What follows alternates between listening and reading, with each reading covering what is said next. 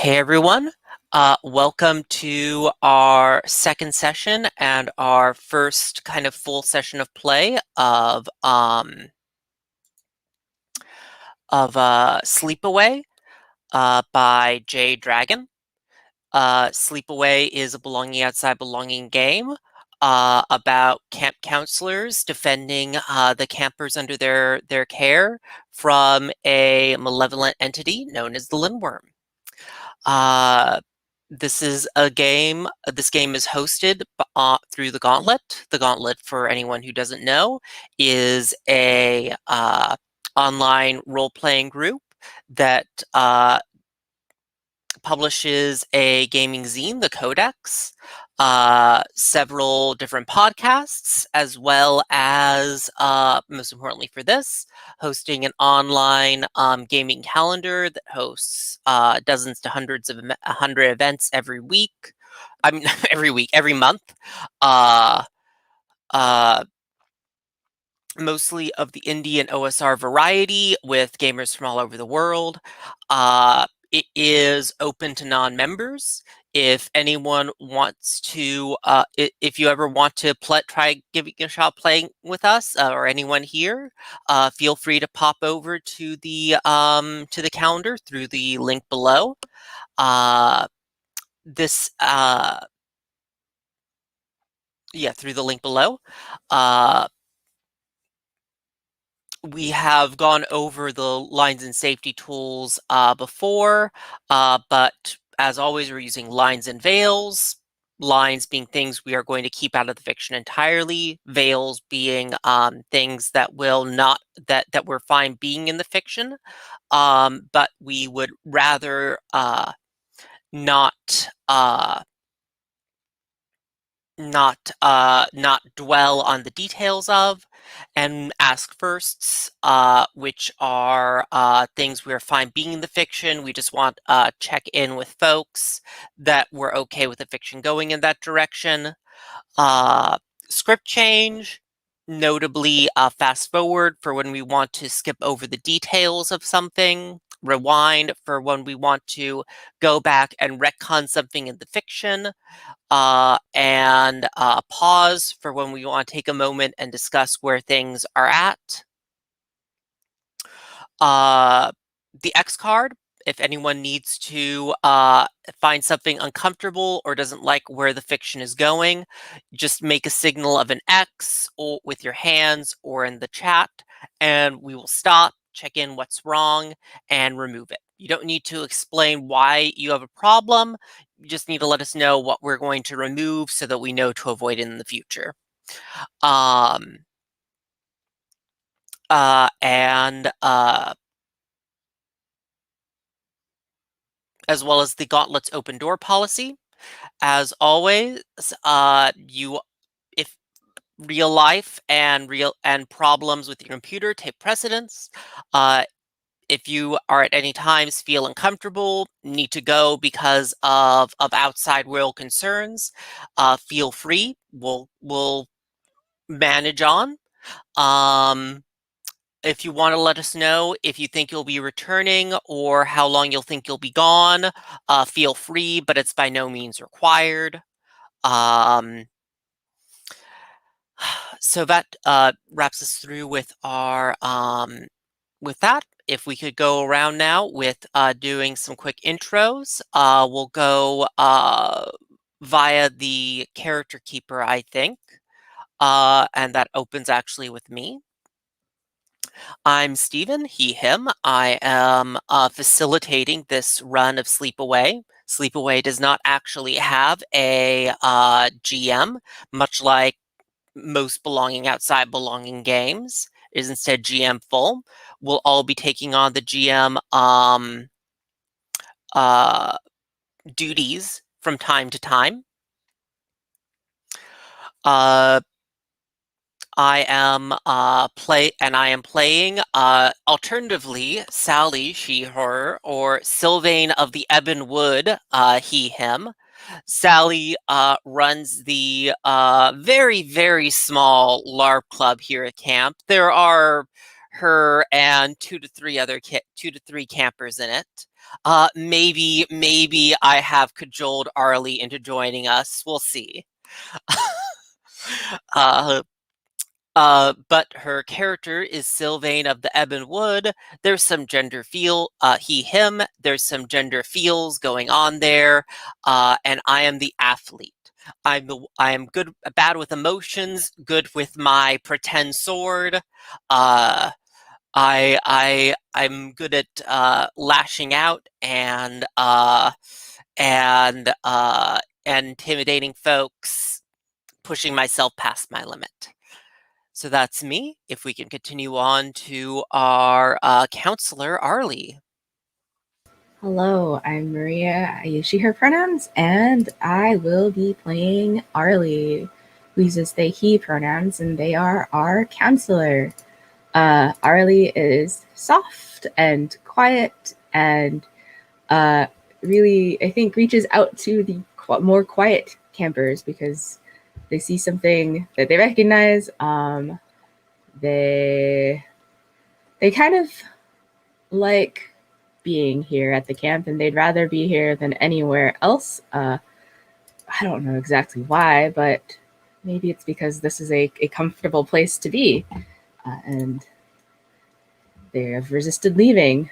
And they have various relationships with the other characters that we're going to meet. But yeah, I think that's Arlie, or what I know about Arlie for now. Cool. And then our crafter. Hi, I'm Bodhi, use they, them pronouns, and I'll be playing Gol, our crafter, who uses any pronouns. And Gol is a crafter in both the literal sense, in that they run the art and kind of craft sessions at the camp and those sort of creative activities. But also, they have probably the most direct connection to magic of any character in the game, and that mostly takes the form of divination through interpreting the flight of birds, and but under kind of she'll only use it under extremis, but Gol can also alter the future or kind of the possible futures by kind of influencing the flight of these birds to kind of change what the portents are. And Gol is very kind of wispy, ethereal, kind of often kind of find looking off into the distance, kind of easily distracted, and yeah, and I think that's most of what we know about Gol. There's a kind of simmering kind of romantic tension between Gol and Arlie. Not never kind of awkwardly never knowing whether they want to stay friends or be more than friends. Yeah, and then finally, we have our song leader. Hello, hello. My name is Daryl. My pronouns are he, him, and I'm playing Ursula, the song leader, whose pronouns are she, her. So Ursula has an intense devotion to the camp because when she was younger, she was very introverted and very shy, and it was through the camp that she kind of learned how to be more outgoing and learned how to kind of really take like take the role that she wanted in her community. And so that part of that role is that she is the song leader of the community. She has mixed relationships with the other counselors. For she and Arlie, they bonded over being kind of introverted bookworms when they were younger. And so even though Ursula is much more outgoing now, she still strongly identifies with Arlie and never pushes them to do anything that they're uncomfortable with. She has a bit more of harder relationship with Gull because Gull and Ursula used to actually kind of dabble in the craft together, but Ursula kind of pushed Gull to kind of really embrace it, and then something bad happened that like hurt my mentor at the camp, and so I immediately just kind of like shut it down. I do have some abilities that I still have from that time, which is the in kind of incorporating some of that magical bird song into my songs. But other than that, I don't touch it. And I don't use those things unless I absolutely have to. And then my relationship with Sally slash Sylvain is that they have some feelings for me, but I haven't really determined how I feel about Sally or Sylvain or Sally Sylvain. Not sure. We'll see. We'll see where that goes. Cool. And lastly, I should ask, is the Lindwurm here with us tonight? As the Lindwurm has failed to make an appearance, one of us will be channeling the Lindwurm instead. The Lindwurm, as we went over last session, is a creature of malevolence and toxicity. None of us are going to be playing the Lindwurm. None of us are going to ever play the Lindwurm, but we will at times be asked to channel the Lindwurm and sort of take over control of the sort of semi-random element of the Lindwurm in play. So to start out with, I'm going to deal out a card to each player over in the Roll20.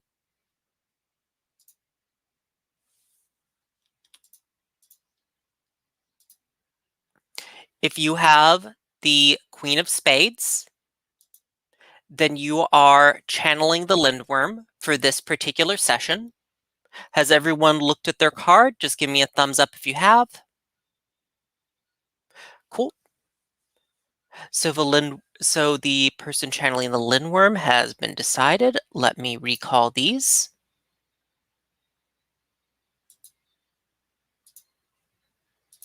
And I can hide that one away. So I remember we wanted to go over this again. So let me kind of go over to let me bring up the screen here to give people watching some sense of what we're doing here. Now I'm going to do it as if I was channeling the Lindwurm. Am I actually channeling the Lindwurm this session? Who knows? But basically, whenever somebody takes the weak move, which is invite the Lindwurm to act upon the group, that move, like any other, gives you a token, but it also gives the Lindwurm a chance to act. Now, the cards that the Lindwurm will have available to it will change with each act of the game, but in this particular act, the service, the Lindwurm has access to all the cards but for spades.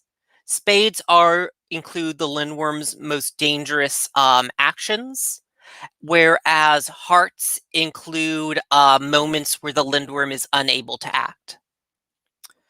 So the Lindwurm has several guidelines to what they're able to do. Not what able to do, but what they prefer to do. So basically the way it works is that if I were channeling the Lindwurm, I would deal 3 to myself, like so. And then I would take a look at what I drew. So in this case, I drew 2 hearts. The Lindwurm, if you go over to the Lindwurm's the Lindwurm section, avoids hearts unless it has no choice. The Lindwurm will only play hearts if hearts are the only thing it has in its hand. So clearly, I'm going to be playing this diamond. Now, diamond is also actually the suit of the first act, which the Lindwurm also likes playing anyways. So I'd take a look. I'd say, okay, I have Queen of Diamonds. channeling the Lindwurm, what does that mean?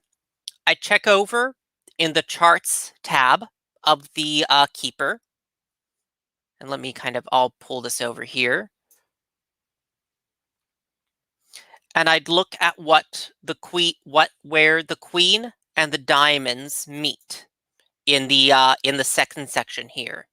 So queen and diamonds for interpreting the Lindwurm cards are fog obscuring and people missing within the heavy mists.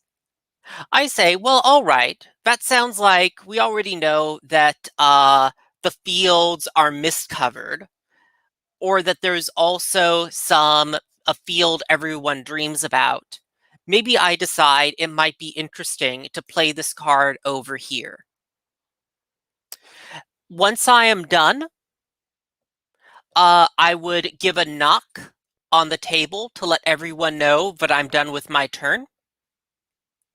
And then everyone would turn their video back on and bring this screen back up and bring the map back up. I forgot to mention that for the Lindwurm turn.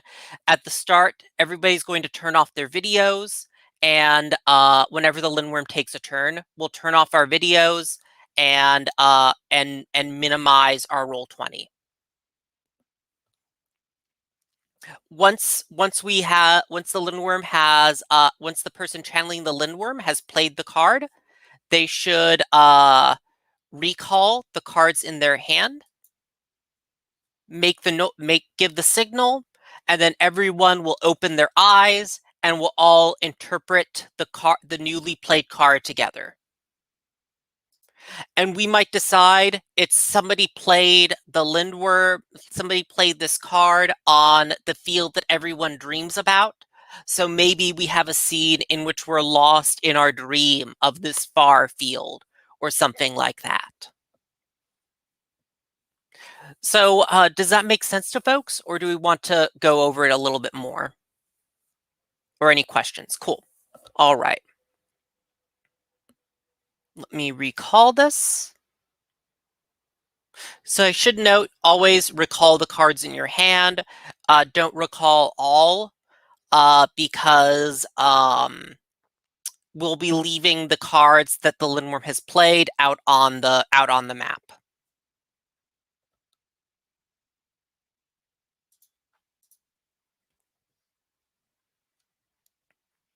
Cool.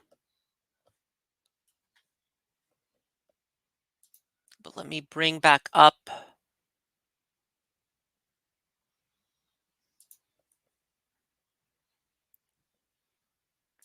this here. So I do want to, though, first, let's touch in here.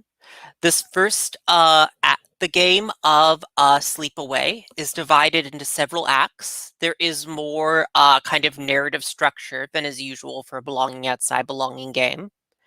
In Act 1 of The Surface, the Lindwurm, the surface is where the story begins for campaign play. It is where the tensions begin to rise. The world just starts to creep you out, and the strangeness is alluded to. Our objectives for this section are to introduce the characters, the settings, and those relationships with one another, set the stage for the interpersonal conflicts that will shape the story, help each other fall in love with the characters, keep the story feral and wild, foreshadow the strangeness, and become the architects of your game. So there's an important part that I want to introduce here is that over the course of the game, we'll be building a web. Whenever we introduce a character, an item, a specific location, or a particular motif, feel free to add it to the map. I will be trying to add things as it occurs to me, but everybody should feel free to. Whenever, and you can place it wherever, as it says, place them wherever it makes sense to, based on physical or spiritual proximity. And we should feel free to like connect them together freely, draw lines across the map showing connections between items and characters or locations. Does that make sense to folks? At the end of the game, this will matter particularly in how we combat the Lindwurm. And I should note up here, if as a reminder, the preferred suit for Act 1 is diamonds. And ending Act 1 is we can either decide, depending on the pacing of how Act 1 is gone, either when 2 to 5 clubs cards have been played, or when the group agrees it's time to leave the surface and proceed to the next act. But we'll probably be spending a couple sessions in this act. And let's see, cool. So let's pull things together back to so that wraps up with our logistics for this particular session. And kind of moves us into sort of free dreaming and figuring out what scenes we want to see. Now, I've been talking a lot, so I'm probably going to give myself a little bit of a break for the next bit. But I had a few ideas for scenes that I was interested in seeing. Because right now we talked a little bit about on the one hand Arlie's regular trips up the mountain, and I'd love to see them taking the trip with someone. I'd also really love to see a scene between Ursula and Gull about the craft, because there's definitely some tension there that I'm really interested in seeing. Does anyone else have any ideas for scenes that they are interested in, or do one of those jump out at people?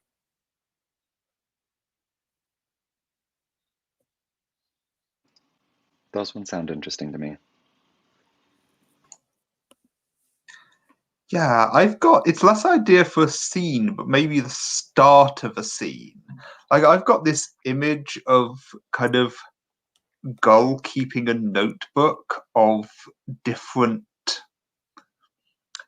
patterns in the kind of in bird flight, and kind of like going deeper and deeper into the meanings. Kind of, if any of you know his Dark Materials, kind of the way that Lyra kind of delves deeper and deeper into the alethiometer meanings, but kind of that, but with birds. And so I kind of imagine the start of a scene as someone coming across Gull doing this.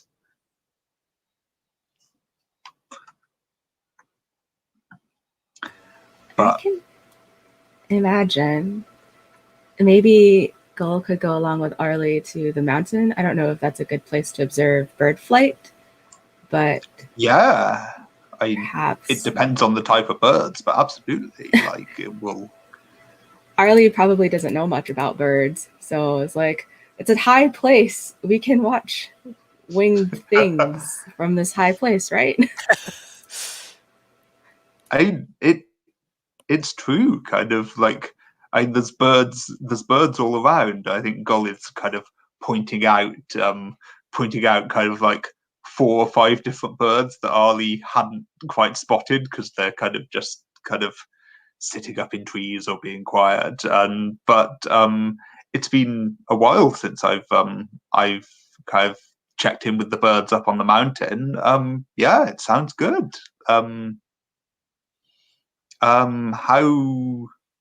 How far do we think the kind of trip up the mountain is? I'm just thinking whether this is kind of like a whole day hike or just an hour to get to. It looks so far away on this map. I imagine it's like an hour or 2 long hike that you like leave at 5 in the morning for, Arlie. Yeah, it's something you want to bring a snack for, because it looks like it's an actual mountain. And so I don't think it's too steep. I think they made the path like so campers could do it without getting into too much trouble. And there are probably benches along the way. Yeah. But it's like you have to prepare for your breakfast climb. Yeah, so I think I'm kind of, you see Gull kind of just kind of seemingly randomly kind of throwing stuff into a rucksack, kind of none of the kind of careful kind of planning of what stuff goes where. It's just kind of, yeah, might need this, and then kind of running out to meet Arlie. Arlie has like a little cooler, and also like a thermos full of hot tea, I think, and probably looks at like Gull's. I don't know if this rucksack looks in a way like it's been thrown together haphazardly, but yeah, I think you can see stuff half sticking out of some Yeah. of the pockets, and it's not kind of, one of the buckles isn't connected to the right other end of the buckle. It's kind of, so it's all kind of slightly skewed. what are you bringing?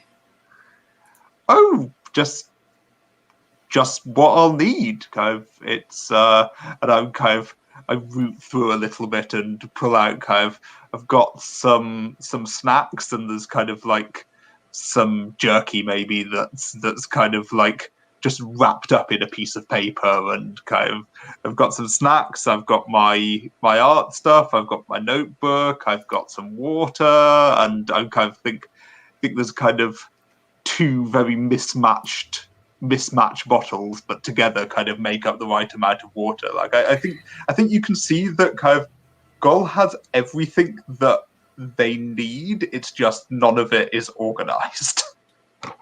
Yeah. I think Arlie is like partially used to this, and then partially just like, it would be so much easier if you were more organized. Is Arlie questioning your eccentric worldview? Oh, possibly. I think they might be. Let me. That Get a is your token. Oh, yeah, lure. Yes. Arlie gets a token. Yay. On totally not on purpose.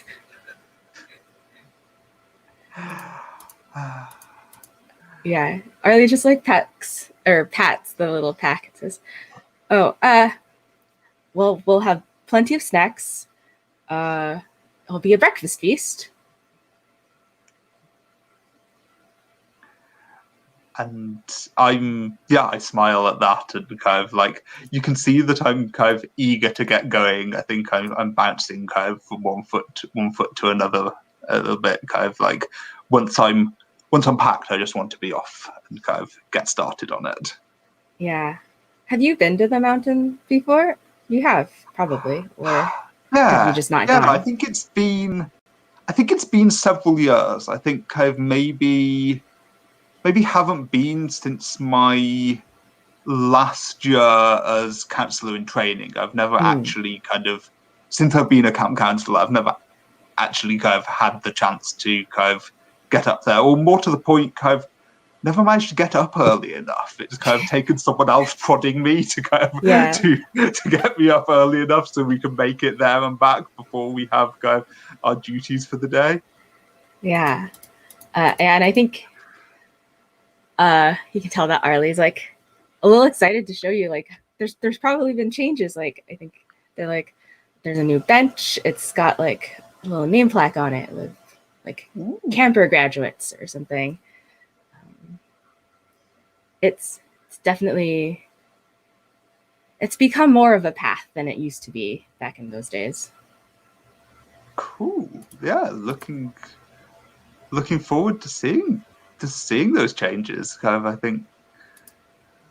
think kind of there's a sense that kind of nothing much ever changes around here. So when something does change, it's kind of quite exciting, and I'm up for that. Very excited to show you all the birds. And so I wanted to ask, because you were going up here to at least Gull was. was interested in seeing the birds here. Um, what what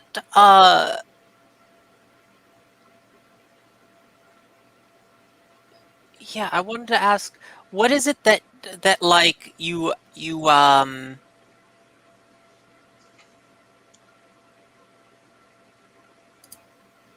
sort of talking about seeing them going to about sketching them out. Um, what is it that you see in the birds today, Gull? I think there's a couple, and my UK bias will show here because these may be birds that don't exist in in uh, in the US, but there's a there's a couple of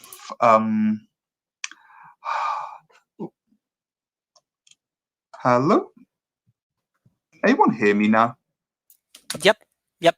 Ah, good, good. It's some noise disappeared, and I thought that was just some noise stopping actually. So yeah, I think there's a bit of a flight of swallows, and I think that they, and I think that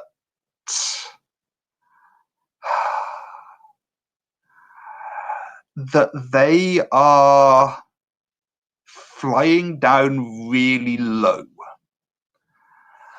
and that's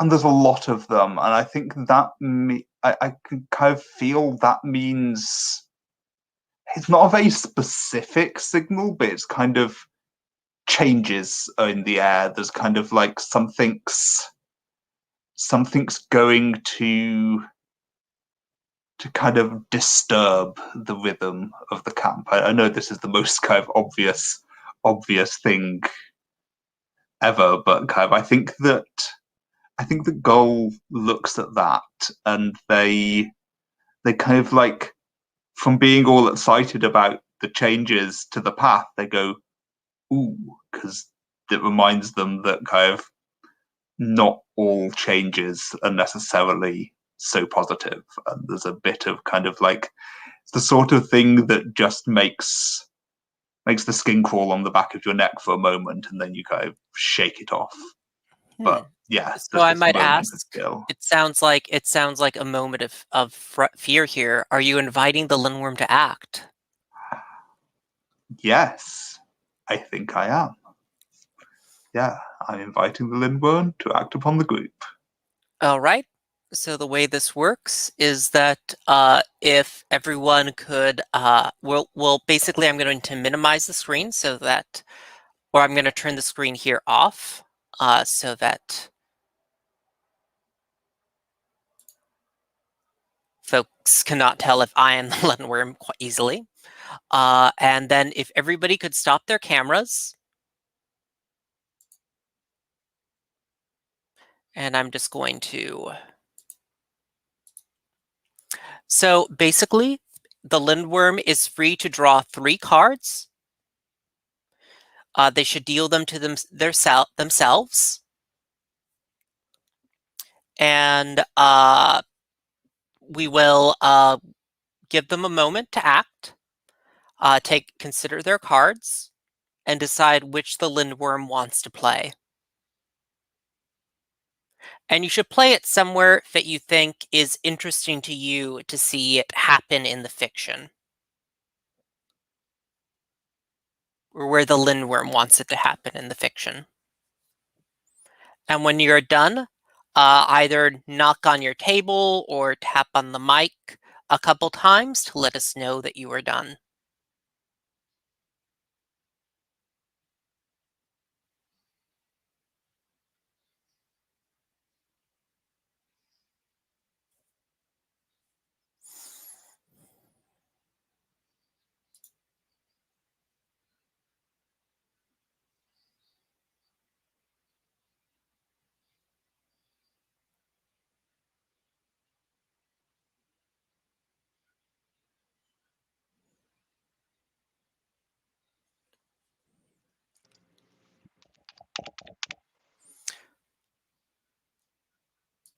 All right, that means that the Lindwurm has acted, so let's all turn our cameras back on. And I'll bring back up my Roll20 here.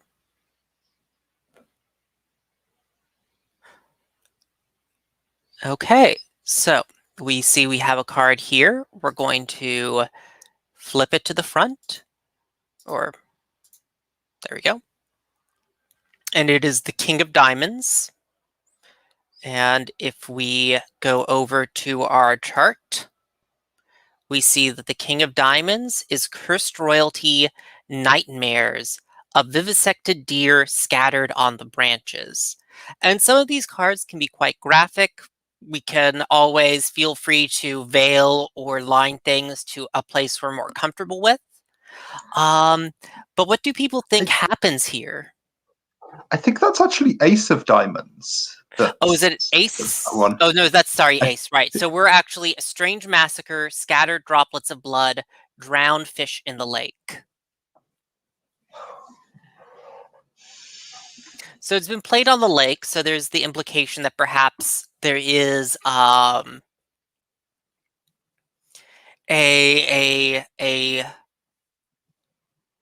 tide of drowned fish. Is this? Oh, sorry, go on. No, go ahead. Is this something that is big enough that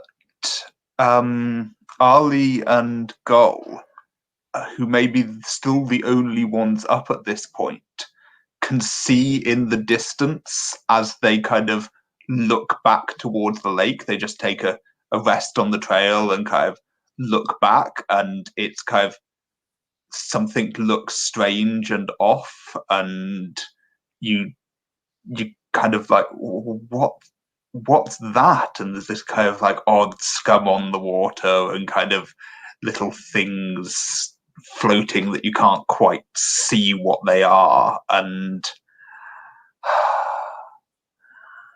I think there's a rustle and some birds fly out of a hedgerow just off the trail, and I think you see Gull go a little pale and turn and say, the mountain will have to wait this morning. We need to get back to camp.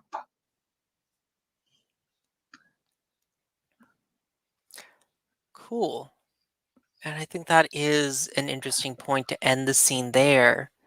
And I wanted to flip over I wanted to give Gerald a chance to jump in here because we haven't heard from Ursula or playing a setting element for a bit. Do you have an idea for something to jump over to Ursula from here?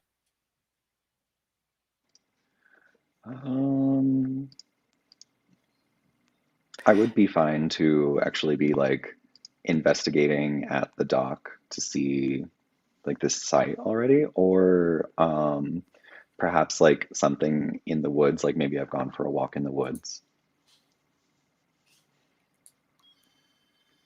Or Sure. maybe what if I don't know, because I'm interested in the campers. So what if it was like I've had to go fetch a camper from the woods who was like, Sure. out super early. Sure. Let's give them a name. Who is this camper? And is this something they do often?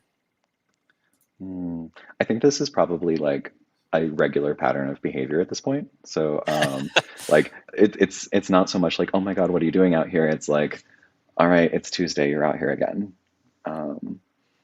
So and then they need a name. And their Yeah. name is gonna be Blossom. Yeah, and how about choose two genders from the camper element Let's see. for them? Blossom is an open moth. Cool. And what pronouns do they use? They, them.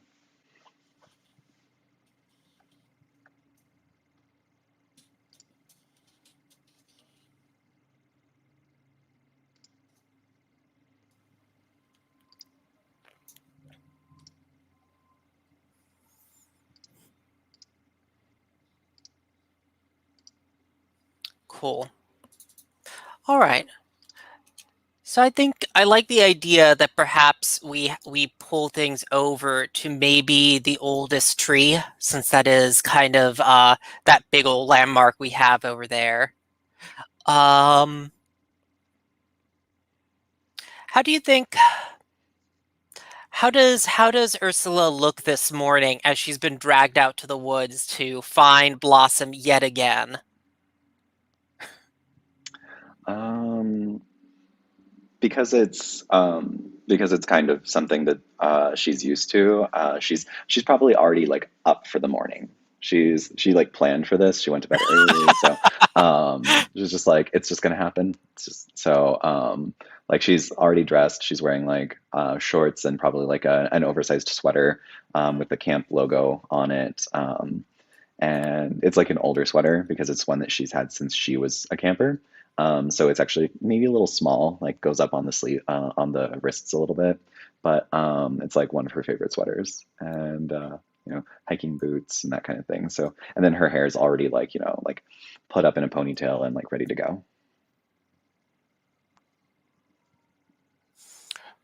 Cool. And I do want to turn this over to Gull for a sec as well, because you are the crafter and the oldest tree we decide is related to magic. What makes the oldest tree so remarkable in the woods?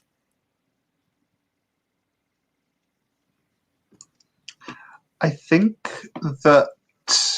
Uh-oh. I'm still here. Oh, okay. I need to okay. turn my camera off for a second. Yeah, let me. I think that it is. It is the only oak. I think that it's a wood of kind of maybe younger trees, kind of birch and aspen and kind of like sort of kind of rustly trees with nice kind of dry understory. But this is a giant oak, and it's clearly been there. Like this is from the wood or the forest that was there before the wood was there. Maybe even the one that was before that one. It's kind of a survivor from generations of woodland ago. And it's gnarled and twisted and kind of looks out of place, but in the way that a king might among his subjects. Cool. So yeah, I think that as you are coming into this clearing where the oldest tree grows, you hear Blossom's voice from up in the branches. You can't. You're making me go back again. And then Ursula just gives a exasperated sigh and says, "Of course I'm making you go back again, little one. This is how we do things. You need to be there for your activities. I'm sure that your parents would not appreciate you sleeping out in the trees all night. And of course, your other campers are going to miss you and want to hang out with you and play games. So why don't you just come down from the tree and then we can go get some breakfast?"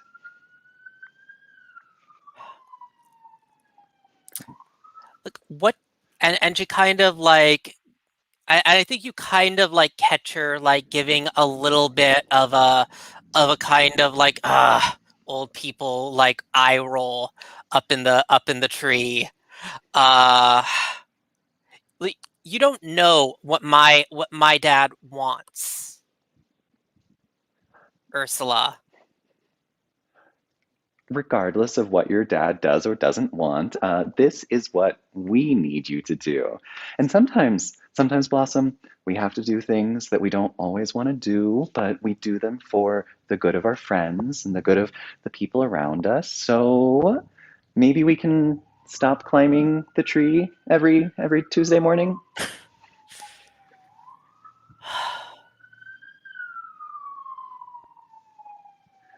Can y'all hear those police sirens? Yeah, yeah. Okay, so actually, I'm super sorry to do this. I would like to wrap up the scene and move on for like 15 minutes because there are armed police officers outside my building right now. Okay. I have no idea what's going on. I'm not going to drop until I know, but yeah. We're actually hitting just about the hour mark, so how about we call a 10-minute break here and see if things have improved that by then? Yeah, that would be great. I would appreciate that. Cool. All right. See y'all in I'd say about like 5 after then.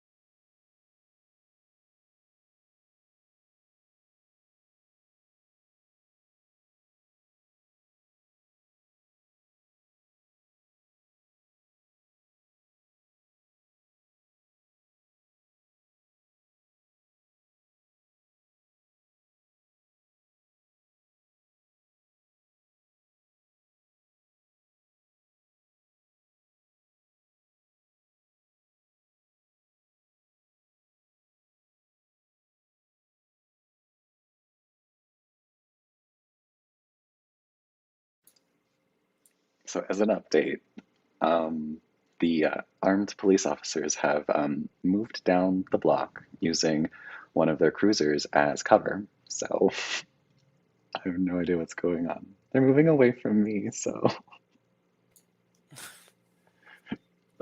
yeah. Okay. Wow. I missed that obviously, but hope it's all good. Everything is fine. Yeah, I'm just gonna ignore that. I just feel like you're that dog in the house that's burning down. This is fine. Oh, Oh my goodness. Yeah, no, it's fine. I'll just keep going until I can. oh God. Okay. Well, yeah. It's a block away now, so hopefully Okay. everything will resolve itself Yes. safely and with no fatalities. Yeah. Ugh. So I think that like as you put your foot down, Blossom sort of starts climbing down the tree and look, it's nice out here, okay? It's like when my mom and I would used to go climbing trees together. You know, back and then she kind of stops, they kind of stop and they kind of look at the tree for a little bit and then they go, "You know what? You're right. It's a stupid tree." And they give it a kick. And it's the first time you actually see my temper flare through this. I've been very patient the whole time, but I was like, and I just say very sharply, Blossom, we do not disrespect nature that way.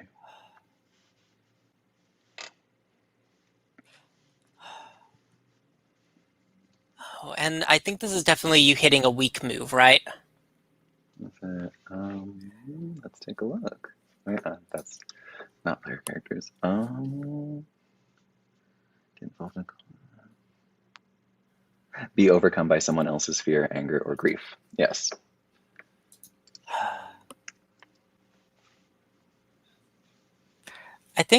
I think they kind of start like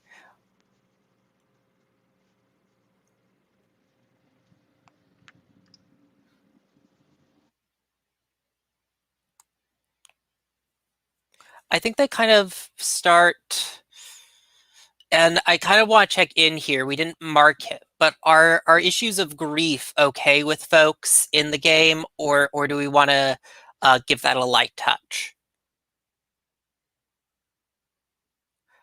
Cool. I think that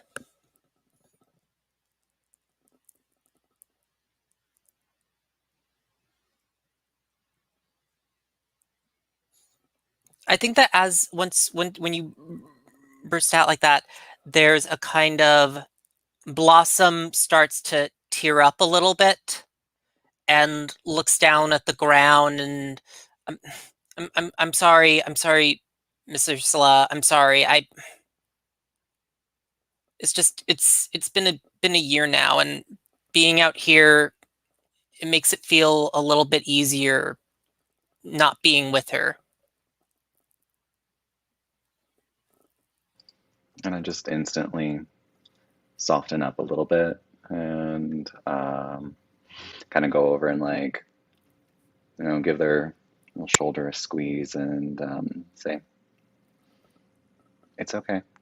I apologize for snapping at you, but I want you to know that um, it's okay to feel the way that you're feeling, and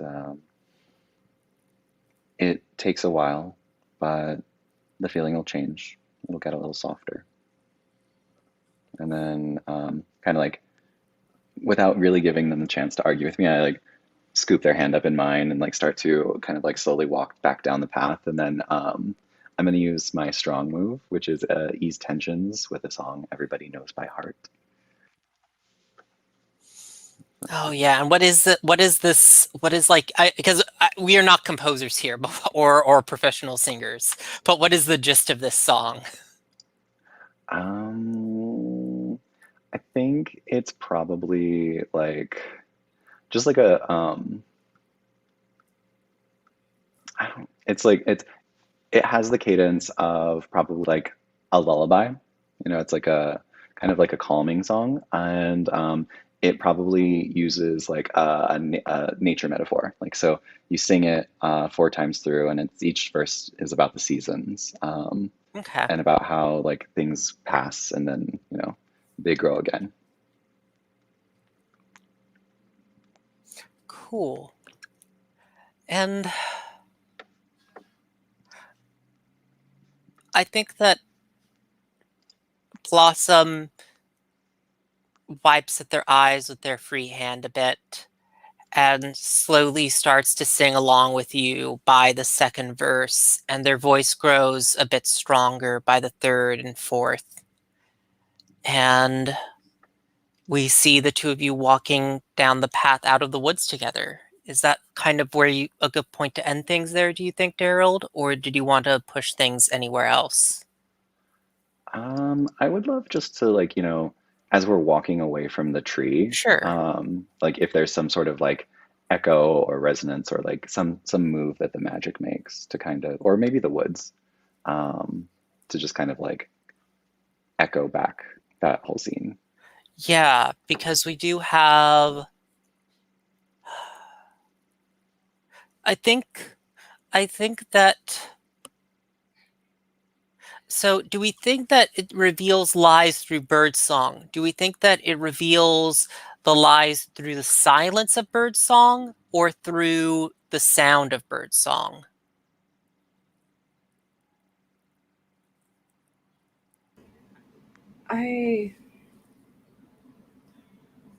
It's summer now, so we'd expect there to be a lot of trees. And I was feeling like the woods might reveal lies through the sound, like the absolute lack of sounds, that the two of you are singing this song about the seasons and things passing, and yet the woods are remarkably silent, such that you can't even hear like either the birds or like your footsteps on the path. Like, it's just weird. So like the heaviness of the silence of the woods is only punctuated by like this kind of true thing that I'm saying. Yeah, Yeah. I like that. Yeah. cool. And I think also you have a lure Arlie that Ursula may have hit there, if you want to bring it in. How would I do that? You have a kind of slightly wider lure than the Mm-hmm. other characters. So if you want to just say, like, I feel like it might have, like, Ursula's interaction might have hit it if you want to say that Ursula should take a token. Oh, yeah. I think Ursula should take a token. Because you have whenever somebody interacts with a camper as a fully realized character. Definitely. Yeah. And I think so. We end with Ursula walking out of the woods. The two of you have seen these dead fish on shore. Arlie and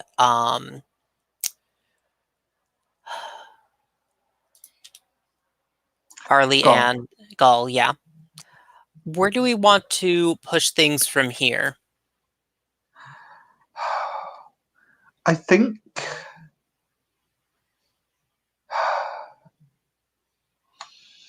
I kind of feel like the most important thing and kind of like where our training would kind of naturally take us is to kind of make sure that none of the, because I'm imagining that we're all thinking at this point, like we're not jumping straight to this being something supernatural. We're all thinking that this is like a chemical spill or some sort of kind of freak event, and the most important thing is going to be to kind of make sure no one goes near the water and kind of get the source of it investigated. So I think we've got we've maybe got kind of cones and rope and are kind of like roping off the access to the lake and kind of checking to kind of be sure that no one's been near the lake this morning. As far as setting the scene goes, that's where I'm coming from, I think.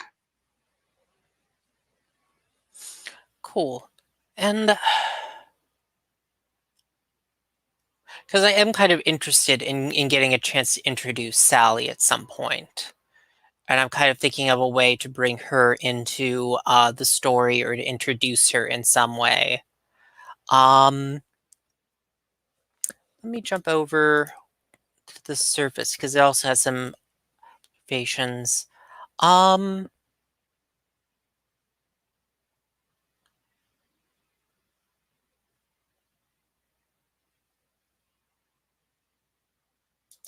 Yeah, okay.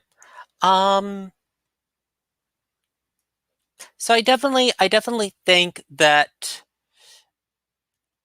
maybe Sally would be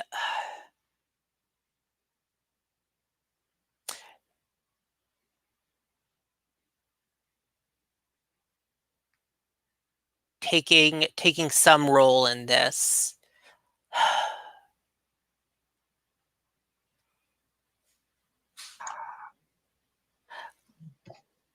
Oh, go ahead. I was going to, I'm not quite sure how it fits, but I noticed that one of the moves of the lake is to push people apart through coincidence or geography. So I wonder if there's somebody who is kind of stuck in some way by kind of like maybe they've walked through a stream or kind of river going down to the lake, but they don't want to, like, we're all really keen not to have them step through it on the way back in case that's where the kind of the whatever's killing these fish has come from. So I'm wondering if kind of there's someone separated from the group and whether that you're in kind of like the place that can resolve that. I'm thinking perhaps another camper or a staff member who's kind of like on an island in the middle of this stream, kind of, and we've got to figure out some way of getting them back across to the other side.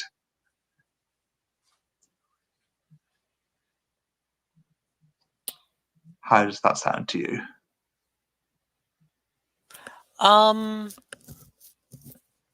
Sure. Where do you imagine this being? So I'm thinking maybe they're over at the mosquito-filled swamp. Maybe kids have a tendency to sneak over there. Because it's officially closed down. Mm-hmm. They take a boat over there and get up to who knows what mischief. Yep. And I think perhaps we've done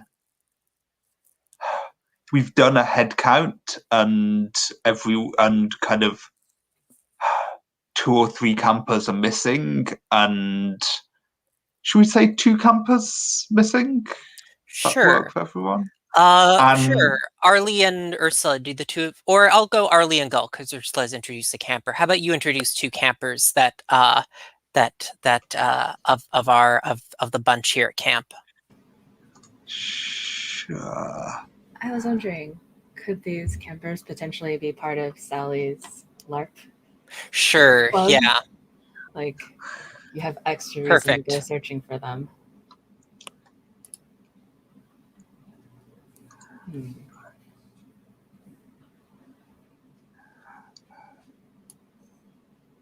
I need a name.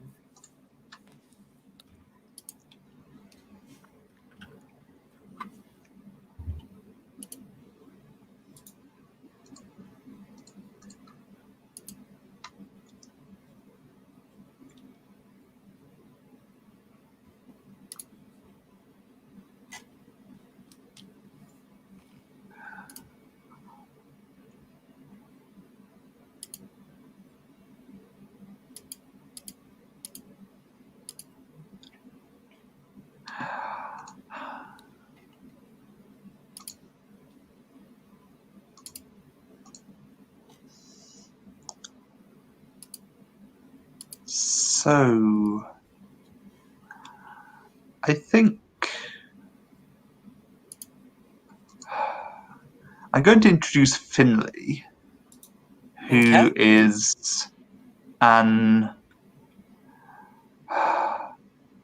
closed lion. And What are their pronouns?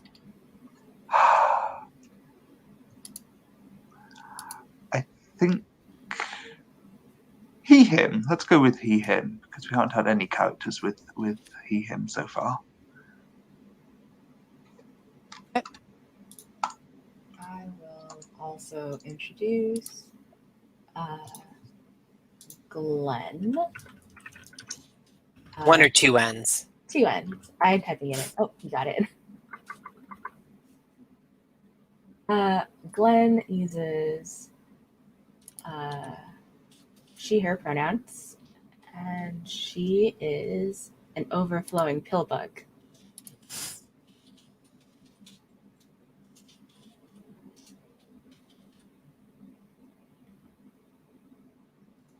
Cool.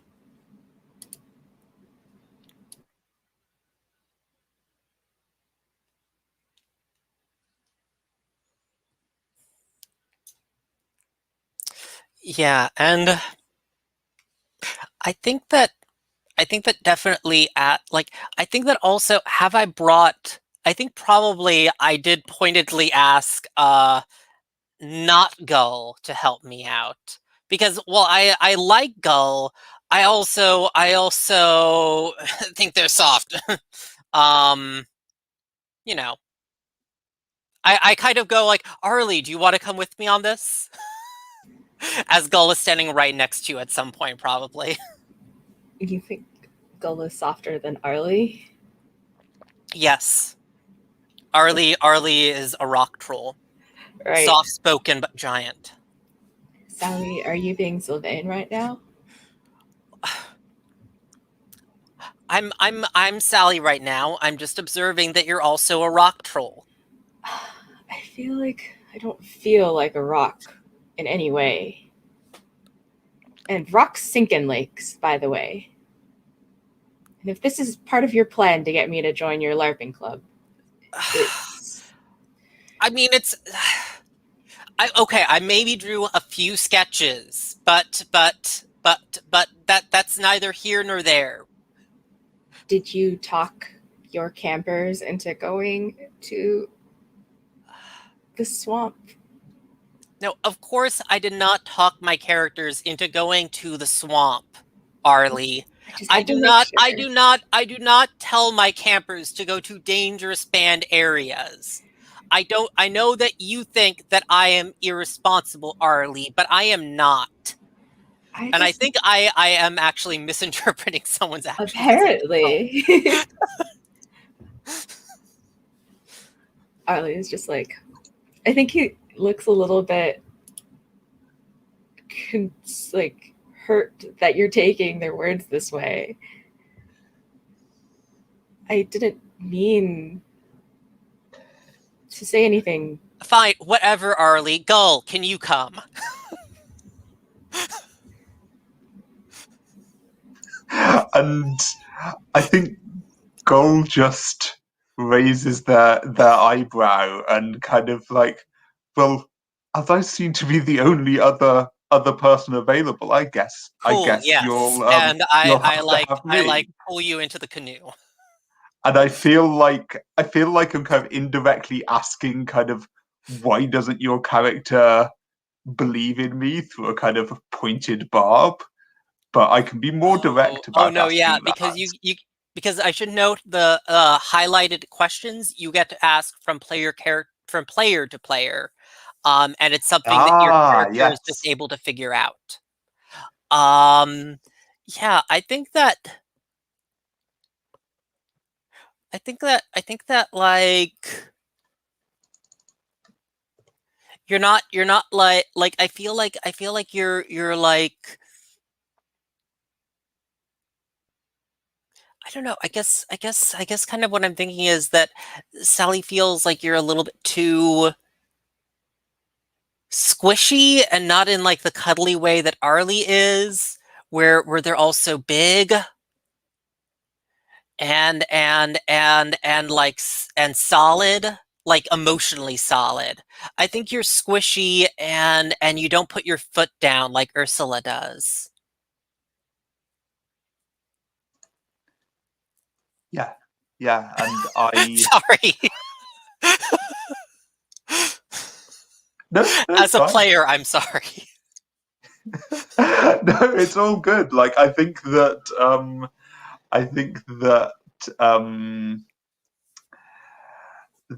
that sorry, losing train of thought here. I think that you maybe haven't seen Gull in a real crisis for a long time, and like so your character kind of like just doesn't kind of I think there's I kind of think at least Gull believes that there's more to her than that, and Yeah, I definitely think it is a misapprehension on on on Sally Sylvain's part, but it is still how they view you. mm-hmm. Yeah, yeah, and I think that the Gull doesn't have it in them to kind of like correct them because like Gull isn't that like I don't think Gull is that sort of person who kind of like really knows how to shape other people's opinion of them. It's kind of like Gull just does what Gull does. And other people kind of form their opinions as they may. So I think Gull is kind of silently kind of paddling along in the canoe, being very careful, kind of maybe having a higher grip than normal, being careful not to kind of splash water around because this water is killing fish.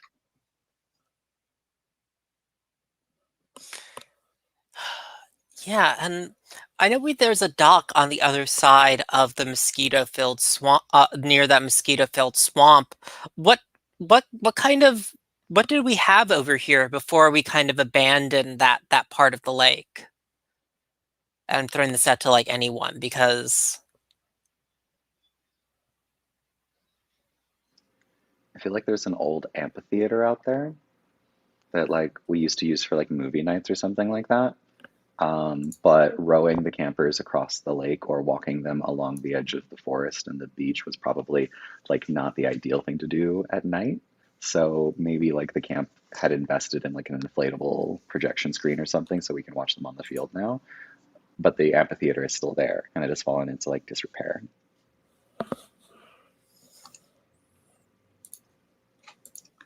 I think that's why the LARPers often head out there because it's a suitably dramatic location.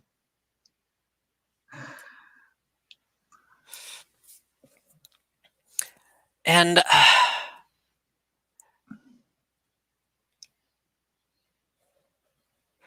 I think as we're like coming into the dock, I'm shouting out, "Come on, guys! This isn't funny. You're making me look really bad in front of Arlie."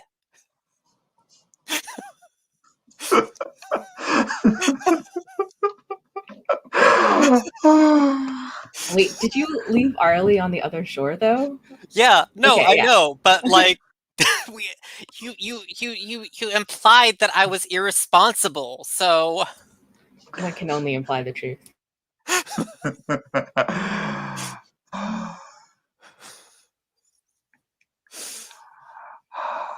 does anybody want to pick up, say, the campers or the lake to kind of take charge of seeing what happens here? Because I will happily pick up. Let's see. There's some moves. Okay, yeah, I'll play the campers because that'll just be fun. I'm going to ask, do the campers know that there's anything wrong here, or are they just kind of playing as they were before and oblivious to the fact that all the fish are dying.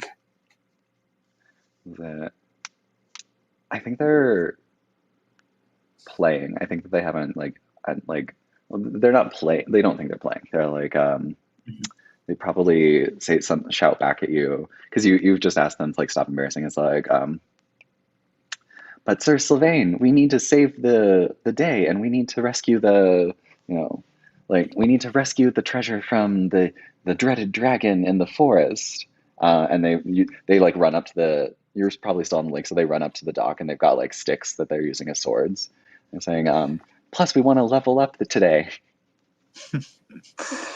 And I think that Gull shouts kind of stay out of the water, and I'm thinking that maybe that's interpreted in the context of the LARP rather than kind of like as Gull meant it, as kind of like a serious instruction. I think also I'll add that the lake is probably, it's clearer and more like the normal lake that it usually is, like super reflective and super what else, revealing. Like it looks like this part of the lake, there's nothing wrong with it. Whatever is happening, like probably the way it could be seen from the top of the mountain, was that there's like the darker, weird, unhealthy looking patches towards the other side of the lake. But this side of the lake looks perfectly fine and inviting to go swimming in. And in fact, as they like look down at the docks, Finley actually like points down with his stick and says, "Oh, look, there's something sparkling down there. Oh, we need to get it. We need to get it."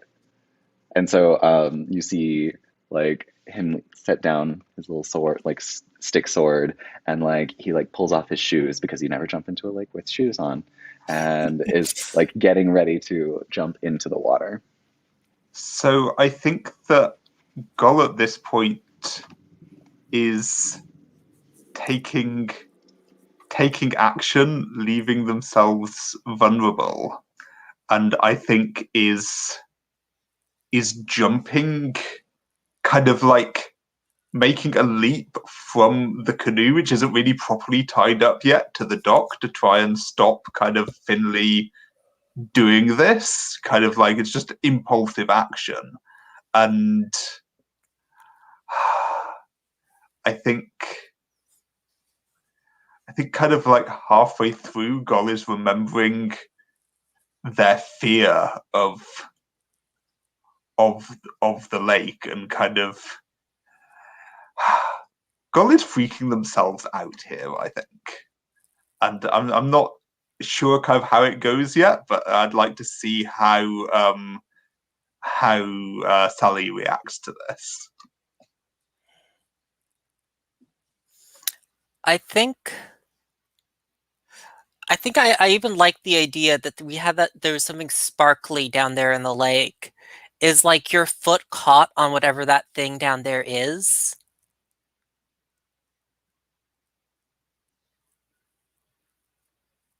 I like that. I like that I've ignored my own warning and kind of like tripped into the lake and got my foot caught, and you can maybe see this kind of like dark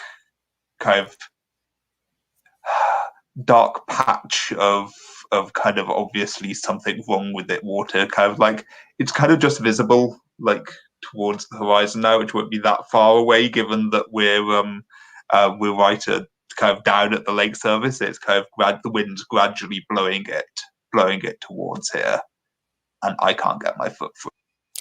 Yeah, because I think that what I imagine is that like Sally like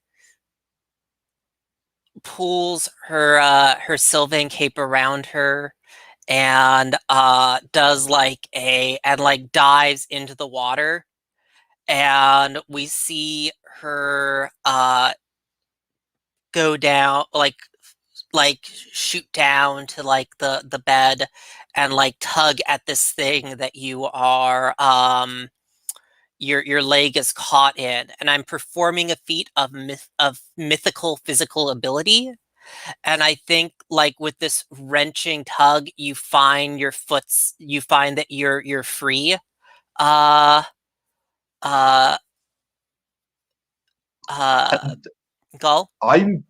I'm going to say that I kind of climb up out of the water onto this old dock, and I'm going to spend a token here to say that I have inadvertently found something dreadfully important, but that with my foot, and that you have grabbed hold of it, and I'm going to leave it to you to kind of decide what you've pulled up from the lake in this feat of strength.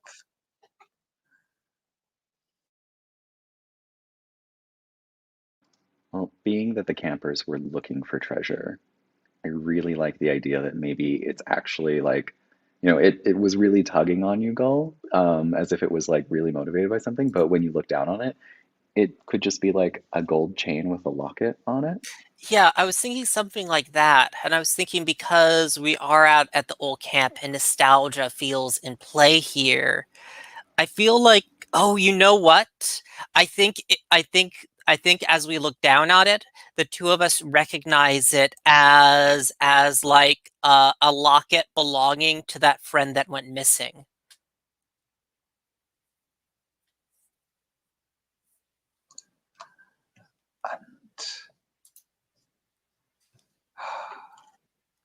I think that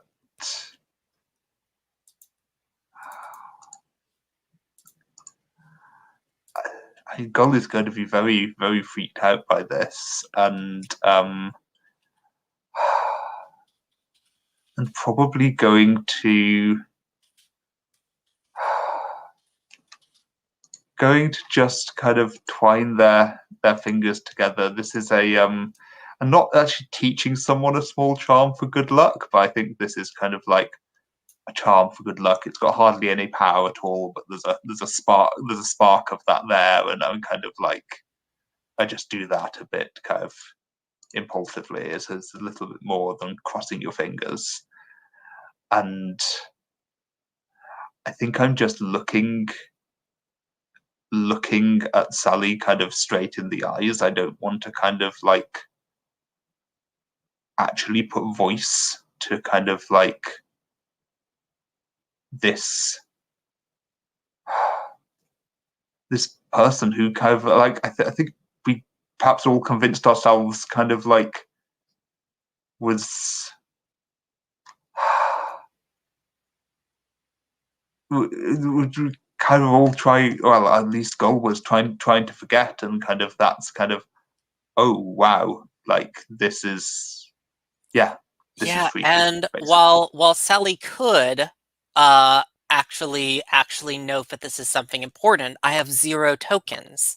So instead, as Sally looks down at it, her eyes, like, we get a moment of like fear and recognition for what it is in her eyes.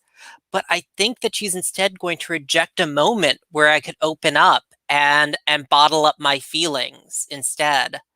Um, so I think like she looks down at it and then goes, "It's just a piece of junk," and like just tosses it away. So it's still going to be there. Important objects don't just get removed unless we're told to.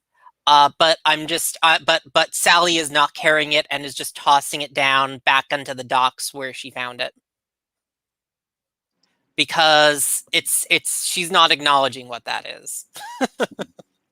I think that to echo this, there's like a little tiny conversation that's happening between the campers, and like Finley's like, "Oh, if you don't want it, Sir Sylvain, I'll take it." And then Glenn is like pulling his arm away and says, "No, if it belongs to someone, we need to take it to the lost and found, because when we find something and that was missing, it needs to go back to its rightful owner."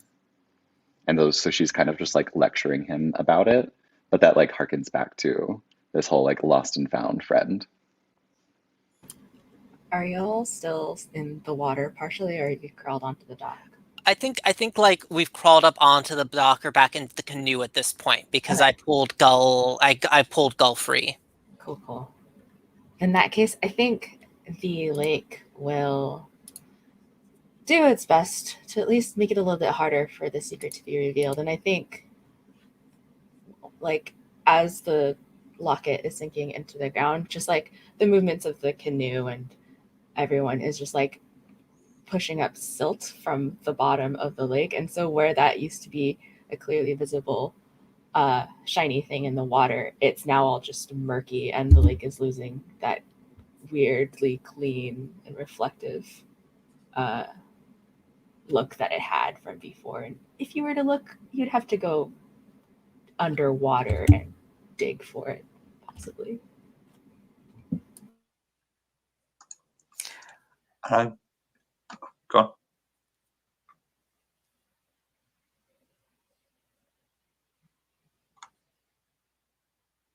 I wasn't going to say anything, but Okay, sorry.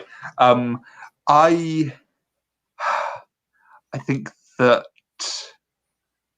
at least Gull is very kind of like, well, that's not happening, and kind of like is just turns to Arlie and says, well, Arlie's not here. "Oh, not Arlie. Sorry. I mean, turns to Sally. Sorry, two names. Ly at the end. Turns to Sally and is like, and I think this is the magic speaking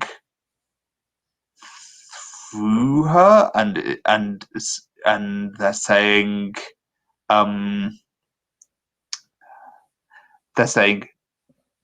you shouldn't have done that, but it's too late now, and let's just get back to the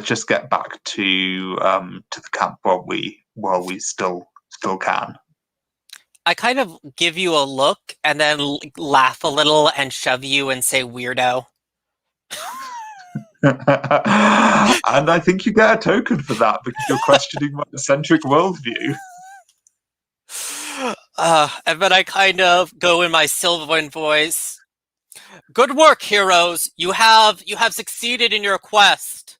It's time to load back onto the raft of journeying, though, and return to base camp. I think you hear Gold kind of mutter aside to the camera and be like, she thinks I'm the weirdo.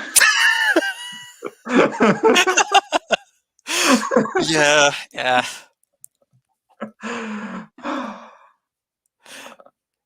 But I think this is a good point to end the scene there, and I wanted to turn over to, because I don't think we haven't gotten a chance to see Arlie and Ursula together. And I'm wondering, as the two of us are over on the other side of the lake, what are Arlie and Ursula getting up to on this side of the lake? Or elsewhere in camp, not necessarily like waiting on the lake for us. I had an idea that Arlie might. I don't know if that's like there's dead fish on the shore, that Arlie might take it upon themselves to like clean up so that there's nothing thoroughly disturbing for the campers to see, and possibly might have recruited Ursula after they got left behind, because apparently they're not good enough of a friend to go with Sally. You are that good enough of an insulter. Yeah. So I imagine probably like Ursula like brought the pool cleaning scoop from the swimming pool, and like is just kind of like drudging the surface of the lake trying to get all the dead fish, and has like the most disgusted look on her face. She's like, "Oh my god. Yeah, I can't believe I'm doing this." Has gloves on and is walking alongside and just like holding it out. She's like, it's a good thing we were awake in time to see this before all of the campers woke up. What are you talking about? This is the worst luck. This is not what I imagined I would be doing today. I thought I was going to be eating breakfast with Gull in the mountains, watching the sunrise. But then we saw fish instead. So it's not like it's been the worst day just for you. I mean, I did start the day off having to go fetch Blossom out of the oldest tree again. Have you So talked to Blossom about why they keep going to the oldest tree? I talked to Blossom a fair bit about it, and unfortunately, well, you know their situation, so I think it's gonna keep happening for a while. Um, don't worry, I penciled it in, so it's part of my weekly agenda. It's really nice and good of you to, well, put it into your schedule. You could be like other counselors, I'm sure, who are not as good as that and would make Blossom not go. Yeah, and I think at that mention of other counselors that are not as good, I think we have. I think let's go with uh, yeah, we don't have no, I already named him Marcus. A Andrew comes walking up, and he's, technically a lifeguard. His area is looking after the lake, but he just kind of looks over at you two and hell, wow, looks like you two are busy, as he just kind of stands there looking at you two work. Yeah. Do you want to help Andrew? We've got extra bags. Oh, I was just coming out from inspecting the boats, and I think I was gonna take a break. Do you know anything about the dead fish? I mean, if you help us, then we can get more people into the lake once we figure out what's wrong. Well, you see, it's time to have breakfast, and I was thinking of going over and grabbing some. Oh, did you want me to grab you something, Arlie? Mm, I've had breakfast, or I had a snack while coming back from the mountain. Okay, cool, great. So you're I not think helping us. so. Like before you ask that, like Ursula, like just like heaves the thing up and is like, "Oh, this is just so heavy. Andrew, do you think that you could help me?" Oh, sure, I could help you out with that. And he goes over and picks it up from Ursula. It's like, oh my God, thank you so much. I'm so happy that like, you were here and like you're so strong. And then she's like laying it on a little thick, but like knows Andrew well enough to know that's exactly how you get what you want from Andrew. He gives you a real like sucking up to you grin. And I'm heading over to breakfast in a little bit. Do you maybe want to grab it with me? And she's like, oh my gosh, that would be so great. Although I can't stay long because, I have to lead the campers in their music lessons this morning. That's it. But like, and then like, but turns to Arlie and is like, but you know what? Maybe we could have lunch and like, is trying to be like, once I'm trying to get you to use my lure, which is like if you echo my sentiments, I'm like, but like, and so I'm just like, it's so great that you were here to help out with this, Andrew. I mean, we would have been here all morning if it weren't for you. You Yeah. totally don't have to take the lure. I I'm feel just like, I don't know. I feel like Arlie is just looking kind of between Andrew and Ursula and like back at the collection of Yeah, bags. Andrew's like puffing his chest out at this point. Well, I mean, Ursula, if you started a new bag, it would be lighter, and then we would get more done before more kids woke up to see this. Maybe you and Andrew can get lunch or brunch. If you both help right now, you can get brunch. like Ursula just kind of like is like fawning at Andrew and then turns and like glowers at you. It's like, come on. Like, I am trying to get out of this.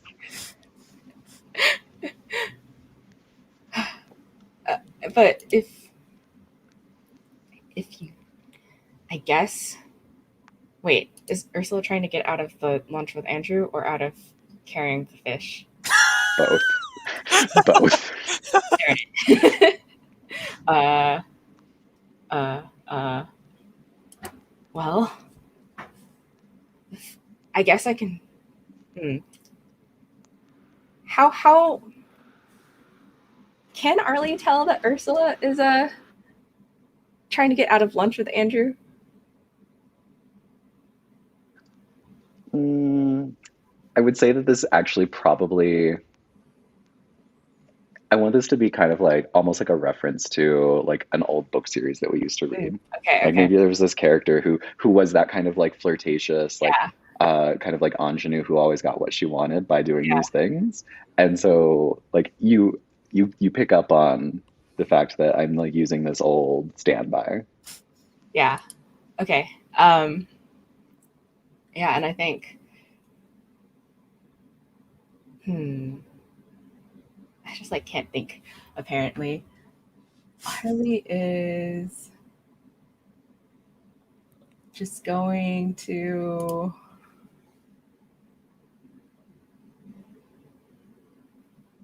Arlie's just gonna walk over to Andrew and grab the bag of fish out of Andrew's hands, sling it over their shoulder. Be like, you are right. I think we could all take a break. Are you still inviting me to breakfast, Andrew? Oh, I mean, I was inviting sure, yeah. So, go ahead. So yeah, I think Ursula just kind of like face palms a little bit and then like resigns herself to her fate, having to finish cleaning all of the fish out of the lake. And so I think that like with the three of us now, we can make short work of it. But now we just smell like fish all day until we go shower. Yeah. But we get a meal at some point out of it. We're gonna get breakfast for breakfast, Arlie.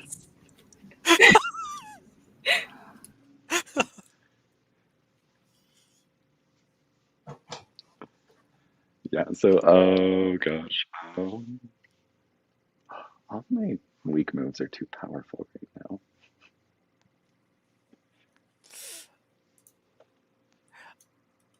Yeah, so I think that that's what it is. It's just like this. An invitation for the rest of us to make moves against you as setting elements, even if they feel powerful. Yeah, so I like the idea that maybe like we do like it's like a montage of just like hauling all the fish out and like the water is like cleaner, and then maybe we're like heading to the mess hall at this point, and then like Andrew's there and he's kind of probably like babbling along, but I'm very decidedly trying to just have a conversation with Arlie. Yeah. White noise. Arlie will occasionally, because they're Arlie, trying to like compliment Andrew on their tan. Just something like the nicest thing that Arlie can think about to say about Andrew. Oh yeah, it's everywhere, and he thrusts up his eyebrows at that.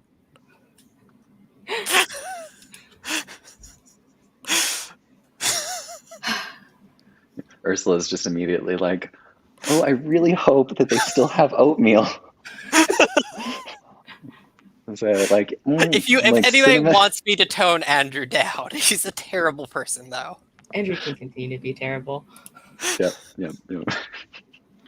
I think at that song, like probably like at that point, like I'm gonna use one of my regular moves, which is like illustrate the power of song to silence people that you do not want to listen to, and probably start singing like a march or something, so that like the camp march on the way to the mess hall.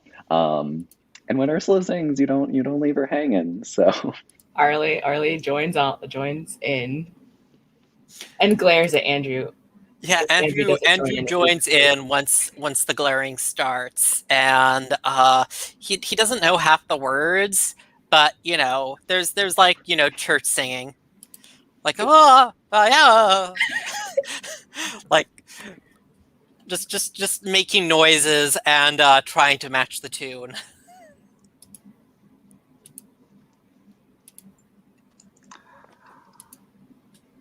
I want to at the end of this scene, and do we feel like this scene has come to an end now? Yeah. Okay, cool. Sorry, that was a weird way to put that, but No, it's okay. I've been thinking that that I want to take one of the strangeness moves and introduce a minor character with ominous intentions. And I think that the way we see that is as you're walking past the director's office on your way to get breakfast. There's just a kind of brief few words of the director on the phone to the local kind of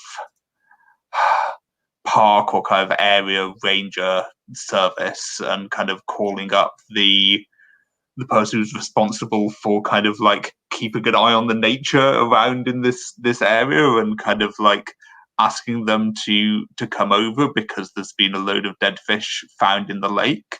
And I think I'm introducing a minor character with ominous intentions, the park ranger Jennifer. And I'm leaving it undefined as yet why Jennifer's intentions are ominous, or what indeed those intentions are. But she's going to be doing some water sampling and kind of like trying to find out what's wrong down by the lake. Cool. And where do you want to add Jennifer? I think let's add Jennifer kind of further kind of south down the lake, on the shore of the lake, because I think the area around the dock's getting a bit crowded. So I can go ahead and do that.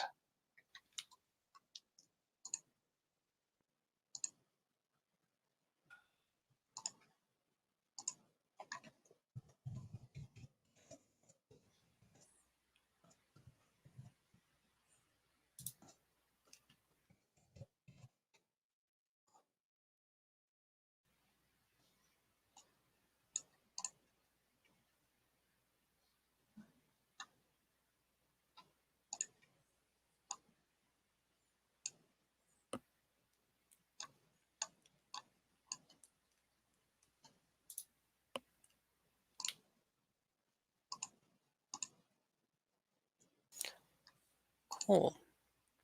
And Oh, apologies. I'm going to take a second to work out why my lines are so thick on the map, and there be right is, back with you.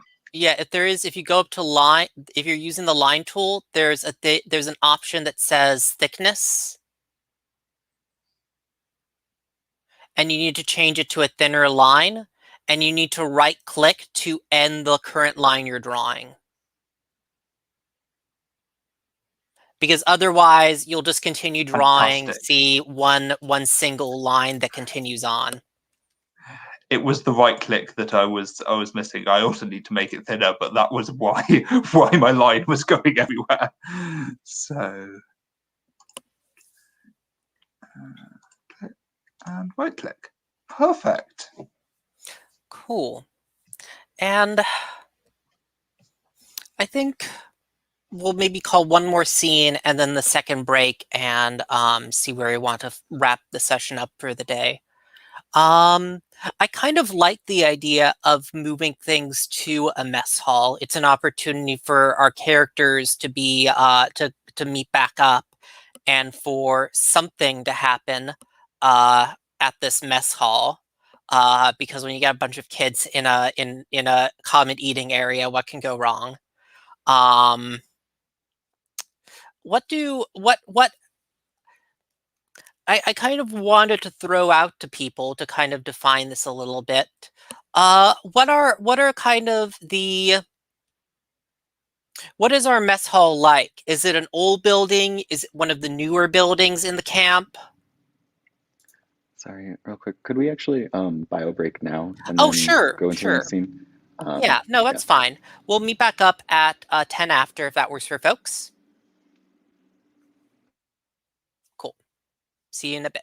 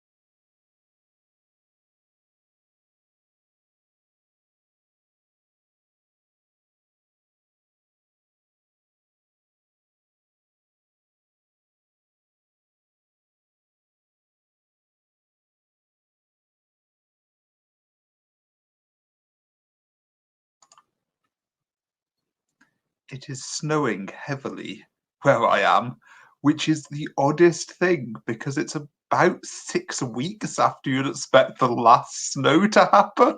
So it's all very strange. Yay, global warming. Yeah. So welcome back, everyone. When last we left off, we were talking about, or has everyone got enough time just to check in? Cool. So yeah, as we left off, we were talking about maybe setting a scene at the mess hall, and something I had thrown out there was, what does our mess hall at the camp look like? Because it's currently something we haven't really talked about. Is it one of the older buildings in camp? Is it something newer? Is it like an open eating area, like outdoors, or is the entire mess hall more like with like a kitchen area that's enclosed, probably, or is it more of like a proper like cafeteria hall?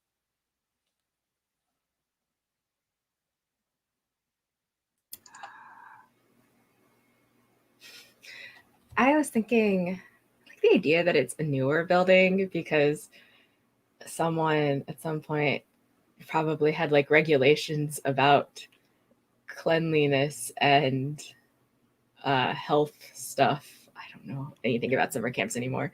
But like, I feel like even if not the whole building's clean, the kitchen is like is the newest thing on in this camp potentially. And I assume it's probably out near like the nurse's station and cabins, right?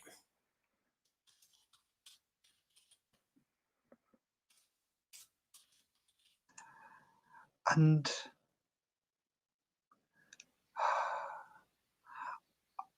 I'd like to say that the tables are kind of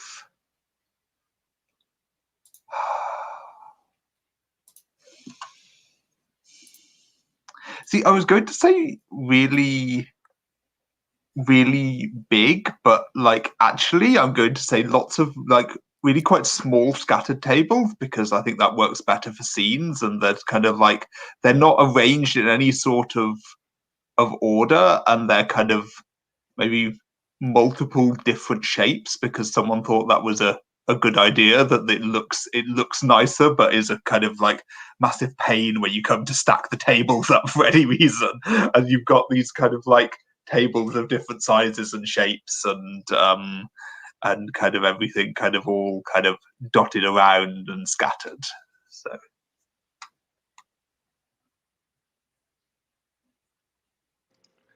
I like the idea that maybe there's like a raised dais on one side that has like tables for where like the counselors eat, so that they can keep an eye on what's going on, but also like during like events and stuff, it's usually cleared off so that's like a little bit of a stage.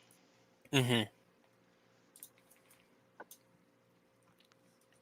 I do kind of want there to be like a few tables outside though, because I'm sure like there are enough nice days that if you're one of the lucky early campers to get to a meal time, you can always snatch yourself the prime outside spot. Unless it's raining, in which case you probably want to sit closer to the dais.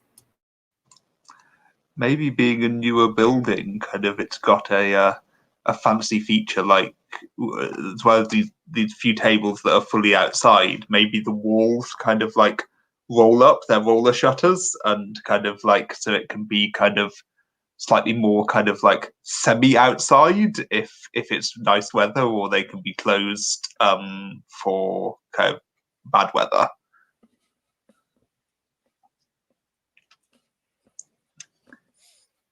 But still, I think that there's some prime tables that are the only ones that get sunshine and in the nice weather, and those are where people want to go and sit. Yeah, and I think maybe today's a nicer day. After all, it seems everyone was out hiking or playing at something. And it's the day's just starting to warm up as I think it's probably late morning now. Uh like and kids are about and where are as Ursula and Arlie get there? Where's the table you're taking like the counselor's table, obviously, which is towards the dais, right? Or Yeah, I kind of pictured it like there were like multiple, because it's the same weirdly shaped tables. That like Mhm. maybe there's like three of them that are like oddly positioned on the dais, and like they, so we probably like have to sneak in off to like the side of one of the side tables or something.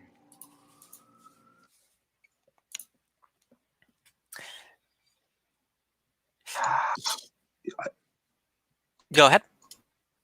I want to say that kind of stop me if this kind of goes too far or is too on the nose. I want to say that there's kind of maybe there's a kind of special each morning that the catering staff, as well as the normal kind of breakfast things, and I think that there's a kind of like smoked fish special kind of on this morning, kind of that greet you as you walk in, having cleared up all these fish.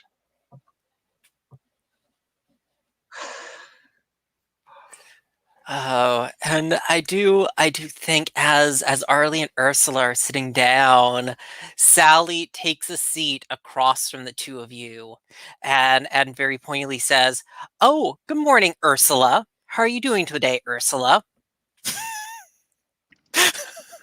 Ursula is just like gives you like this look and is just like, I'm fine, Sally. How are you, Sally?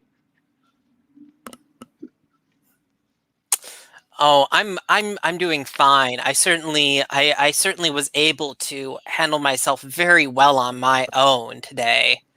Uh in fact, I was able to help other counselors out. And I'm very like even though I'm still talking to Ursula, I'm now very pointedly looking at Arlie for that last bit. Arlie is just like, oh, so you and Gull got the LARPers back safely? Where is Gull? Is Gull there? I think I think Gull is there. I think Gull is kind of like sitting. I feel like Gull's a little bit embarrassed about kind of getting their foot stuck and is just kind of like not really meeting anyone's gaze because doesn't want to be kind of like called out on how that all went. So it's just kind of like I think Sally, concentrating yeah. very intently on their food. I think That's I think okay. Because Ursula really wants to use her weak move, which is get involved in a conflict is none of your business and try to mediate. It's like Ursula's just like leans in and is like, I'm sensing some tension here. Sally, Arlie, is there anything you'd like to share with the group? I She's the only mean, one who needs to be shared with. it's certainly not like I think that I am better than everyone else here at being a counselor like some people. Um I don't think that. I don't think that I'm better at being a counselor than some people, except Andrew is kind of not the best. But Well, obviously. Ursula just kind of like looks over and like, he's right there, you guys. He's eating. He's busy. it's He's eating all of the smoked salmon. Like, Yes. because he wasn't picking up not- fish forever. Gull just crosses his arms. It's just like, I think that Sally just misunderstood something I was saying earlier today, but it's okay, right? Right? Surely someone as, dashing and honorable and heroic as Sally slash Sylvain would never let a petty kind of thing like this get in the way of a good friendship and a good meal. Hmm. Oh, I'm torn here because this is a weak move you're making.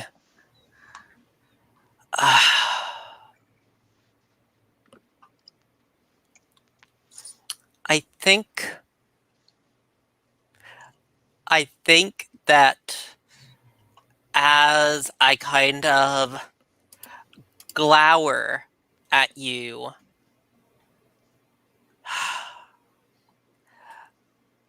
I say, well, it's certainly like I wouldn't throw. Well, I'm certainly good enough. I'm certainly dashing enough that I wouldn't throw myself into a lake and almost drown myself. So I guess that's true. And I guess I'm misinterpreting it as an insult still. Because I feel like you're being very sarcastic. I mean, that's definitely not the way that Ursula intended. But yeah, if Sally reads it that way, then Yeah, because I mean, I am playing off the fact that it was a weak move and not a strong move you were making, so I didn't want that to actually resolve things. And I think here, Gull kind of, in the kind of way that kind of very kind of off in the clouds people sometimes have of kind of hitting on something that works even though they didn't intend it, kind of just looks at you, Sally, and and just says, "Thank you for helping me today. That was you were really quick about that, and and yeah, I was impressed. I think I'm giving a friend an honest compliment here, and just yeah, Yeah, I'm just kind of like completely kind of disarming about it." I think that Sally deflates a bit and kind of looks down at her food and says, I'm sorry about that last bit, Gull. I shouldn't have brought it up. I It's just all of you seem to know so well what you're doing here, and sometimes I feel like I don't. And I feel like I'm definitely trailing off into a mumble for all that. But I am revealing my true feelings.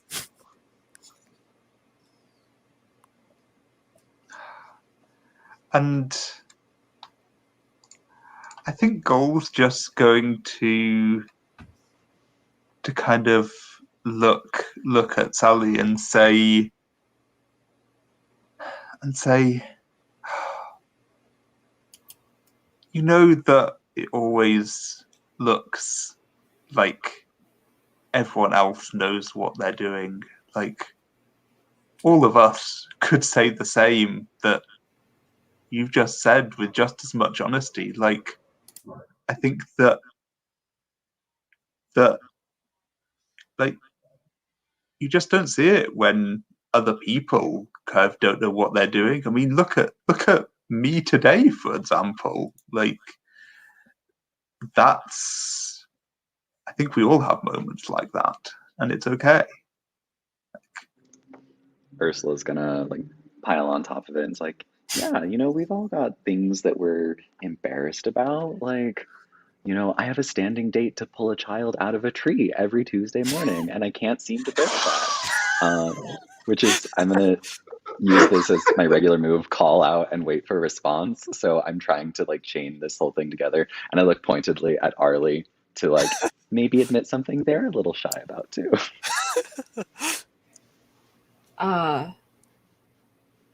Looks at Ursula. Um, I. Why are you looking at me like that? I like look at like I literally like look at Sally, who has just been very, very honest about their feelings, Gull, who has been very honest about their feelings, like me, who's just been very honest about my feelings. And I'm like, we're sharing things that we are insecure about. Like in this like stage whisper. Oh. Or at I least just mean, so damn perfect. I Mumbles into wasn't my food. I wasn't sure if Andrew was making fun of me when he said something about breakfast because I do like breakfast. Um, is that a sharing thing that you wanted? Because hard to tell sometimes. Why will no one repeat my words back to me? Take note, you It's don't have to literally my actually, it lore. doesn't have to repeat your words. It can be tone or meaning as well. I do not think that was within the tone or Yeah, meaning I of know. what I I'm was just going saying. for. I'm just saying. But yes, I know. I'm sorry. It's, you keep going to like Arlie for this, and clearly Arlie. Arlie's just Yeah. not very good at that yet.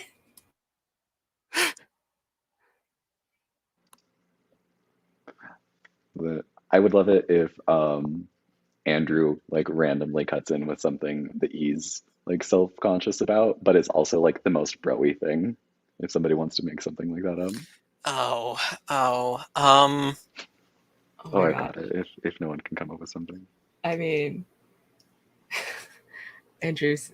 What if Andrew's self? Okay. Once I got so drunk that I went skinny dipping in the lake. Only I found out afterwards they were all non-alcoholic beers.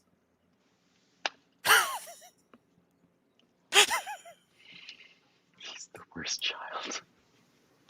I kind of love him.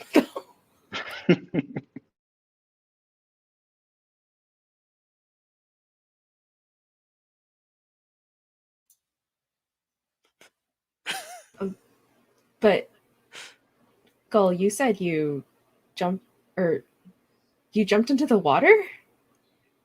I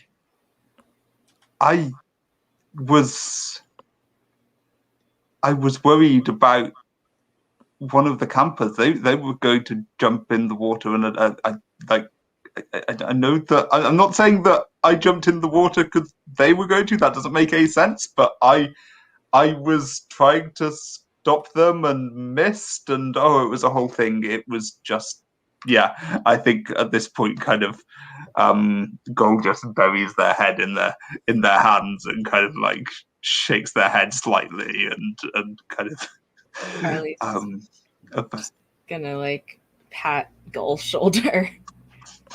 Ursula gets this like contemplative look on her face and is like, well, if you jumped in the water, and no offense, you're not dead yet. So what killed the fish? But it's a pointed statement. It's not a question. It's like, what killed the fish? Are you perhaps inviting the Lindwurm to act? Possibly, yeah, maybe. Like, I guess that would be how I'm using that. I was gonna like steer the conversation towards like the looming evil, but if that's what that means, well, then well, I mean, I'm just throwing it out there. If you want to throw more actions of the Lindwurm in to kind of build into the fiction, but if you're not, then we don't have to.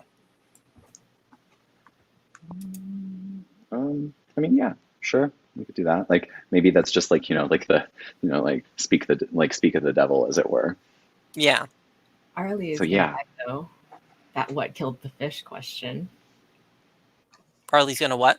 I think echo, like as Ursula is saying what killed the fish, Arlie's gonna say what killed the fish, kind of like they're feeling out that question, even though it's not really a question. That sort of what danger is there now. See, that was the phrase you needed to look for, Ursula. Yeah. You repeated my words. Have to not. You get a token. Exactly. I want a token too. Oh no, that's too many. But yeah, do we want to go to a Lindwurm turn to see what the Lindwurm does? Cool. So take a token, Ursula, and we'll turn off our video.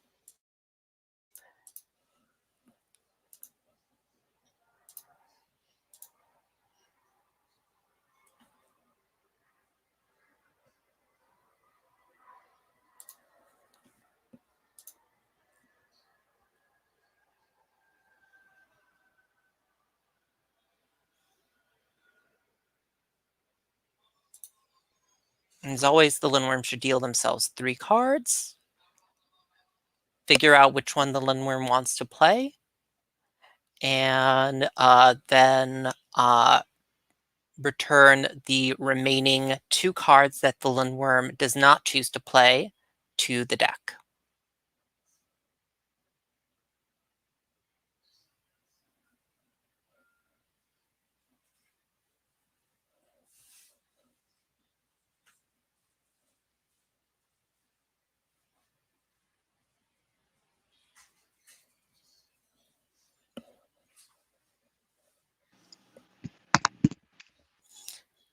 Okay, that means that the Lindwurm's acted, so everybody can turn their cameras back on. And we'll take a look here for where a card has been played to the cabins. And let's, oops, have this activated still.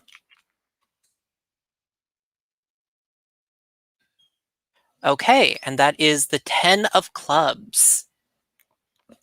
So if we go over to the charts and look at the intersection of 10 and clubs, we have a sudden attack, destruction of safety. One camper's bed was destroyed by sharp claws.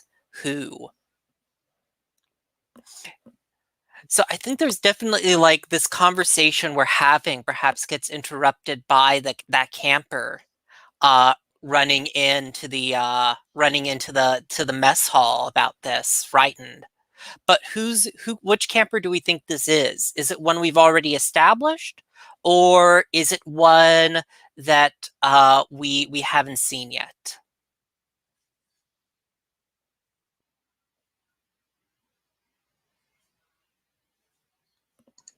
It could be Blossom, because Yeah. Blossom wouldn't have been in their bed because they were out by the tree. So that's opportunity there. And as they just come back, maybe they kind of went to their bunk and found it Oh yeah, destroyed. and I think. Oh, go ahead.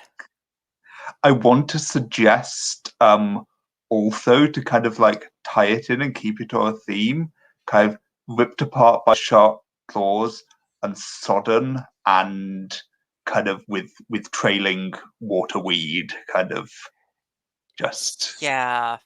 And I think definitely what we see happen, and I'm just going to pick up the camper's card here, is that Blossom comes running. What alerts us is that Blossom has grabbed a piece, has grabbed some food from, let's go with Glenn's plate, and smashed it into her head.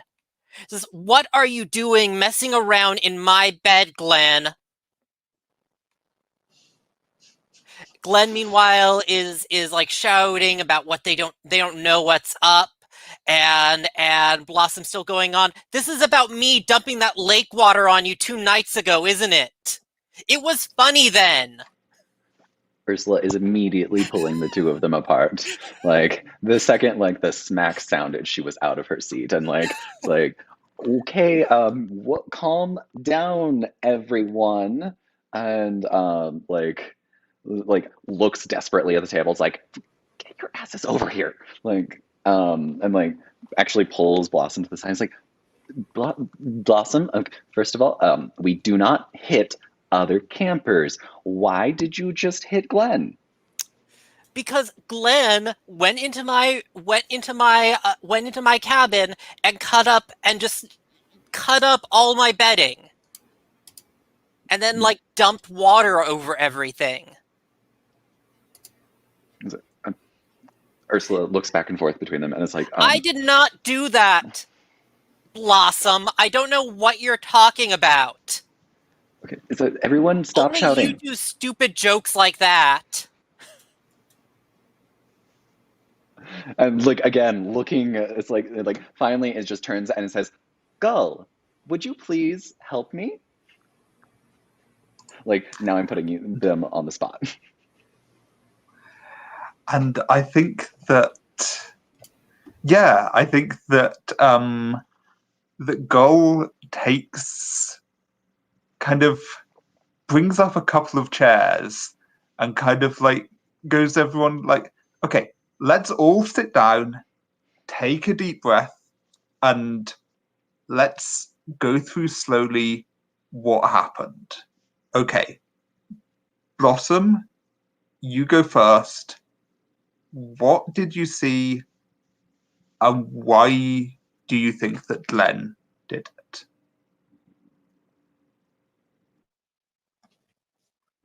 You are muted.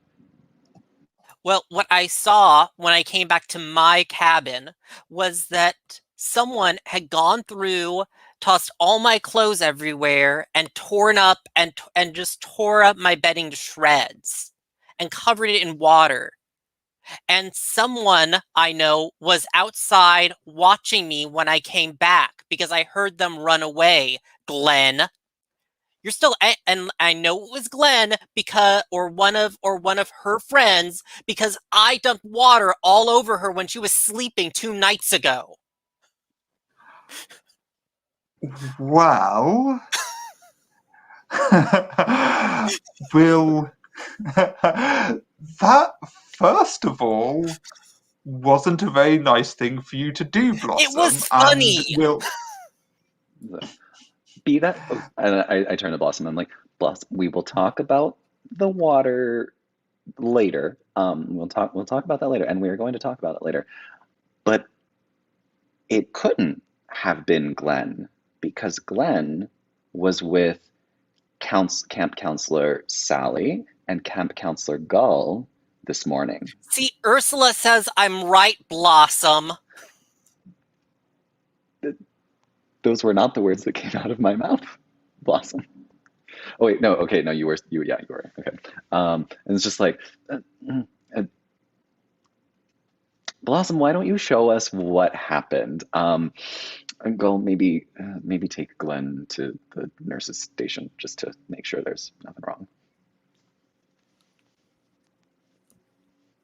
And then again, I'm looking over at I'm like looking at Arlie, looking at Sally. I'm like, I mean, Sally is getting involved, but I am currently playing 2 children. So. yeah, no, Early has just grabbed a paper towel to clean up the mess from from Ursula's actions. This is like, right. Yes, we should see what exactly has happened to Blossom's bed. Because you're right, it couldn't have been Glenn. I think as we walk into Blossom's room, I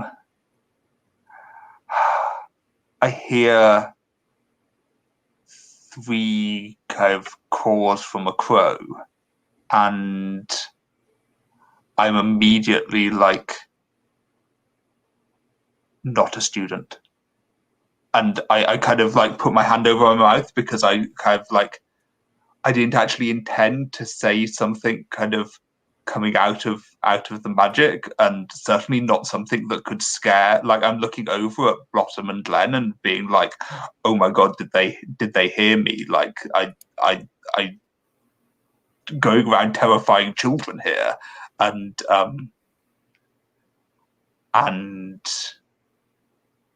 yeah, so I'm just kind of silent at this point. I think Arlie will kind of look from Gull to Blossom, and then kind of like kneel so they're like Blossom's height. I don't know how tall Blossom, but kind of go, you said you heard someone watching you? Felt someone watching you? Yeah, someone outside the window over there. And Blossom's sniffing a little bit because of they're upset.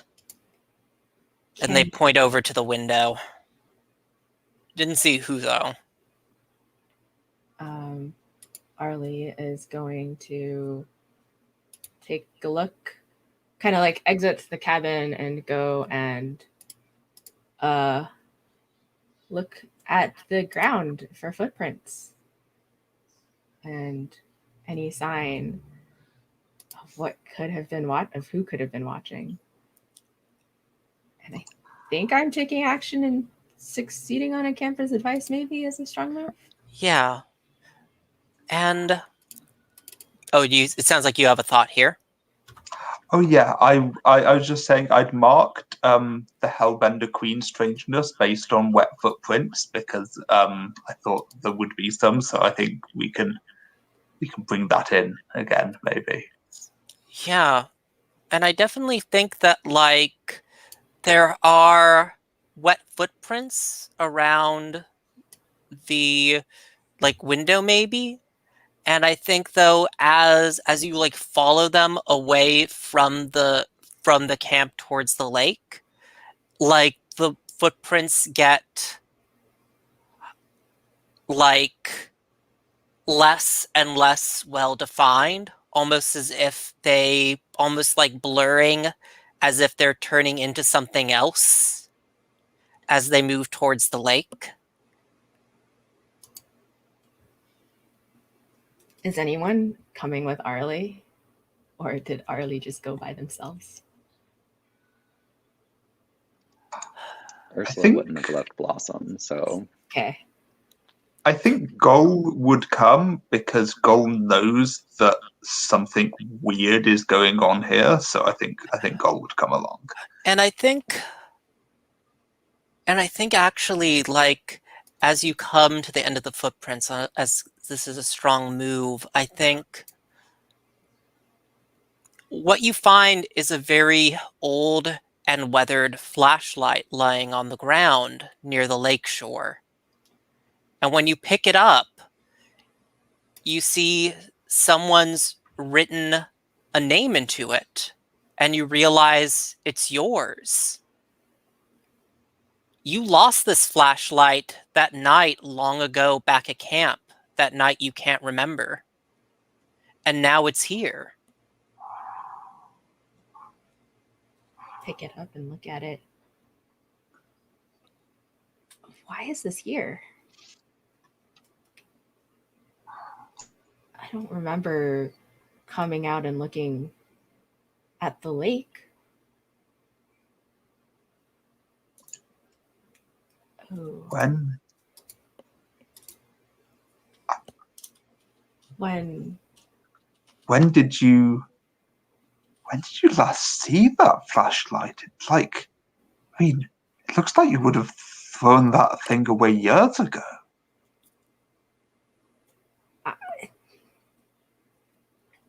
That night that we don't remember, Oh, I'm like trying to flick the switch on. Does the flashlight turn on?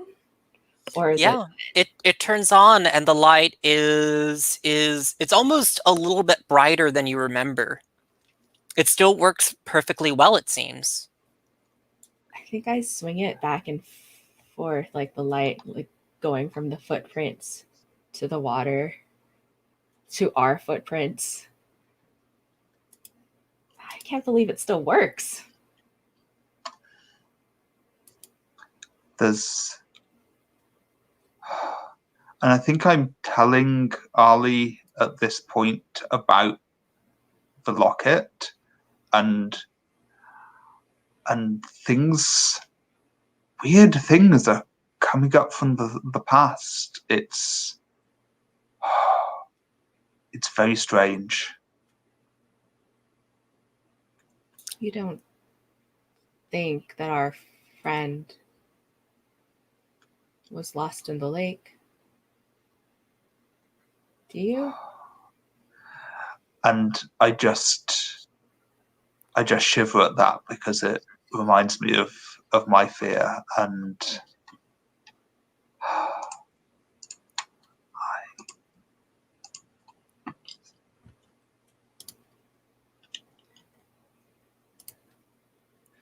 Yeah.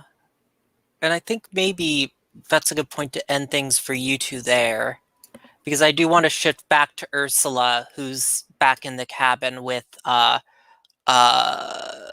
Blossom, to give a little closure to that bit, and then I think we'd wrap up for the day. Ursula, I wanted to ask, what about this bed tells you it wasn't one of the campers that did it? I think that the bedding is like, as Blossom described it, like shredded, and these like giant claw marks. But I think the thing that maybe Blossom hasn't noticed, and that I kind of like purposely like try to hide from them, is that like the shredding like goes down the edge, and then like in the wooden bed frame are these huge like gashes, where like it's torn through the varnish, it's splintered some of the wood, and you can see like the lighter maple underneath. Yeah. And I think as you're there in the room with Blossom, she kind of looks sadly at the quilt that's on the top of the bedding, and she says, "My mom made this." And it, like the rest of the bedding, is shredded up.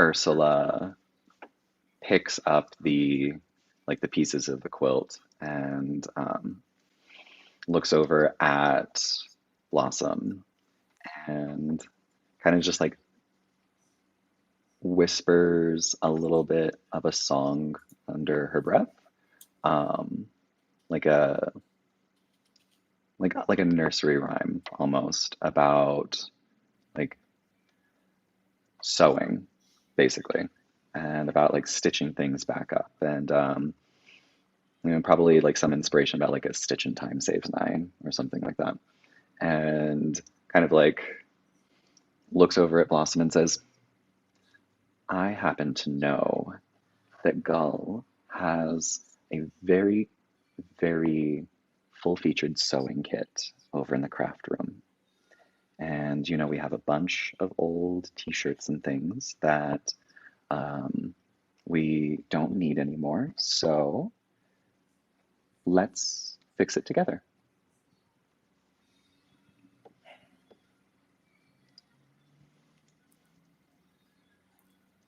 She gives you a kind of weak smile, but then glances over at the window. What was looking at me? It wasn't one of the campers, was it?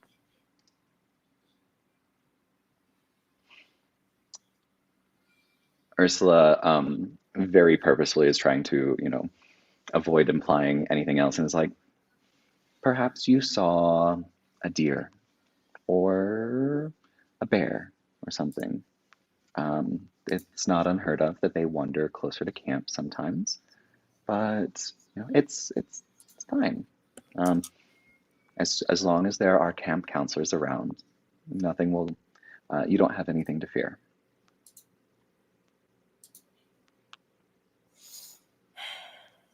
And I think, though, I want to ask, does Ursula believe that? That it was just a bear or deer? Gosh, no.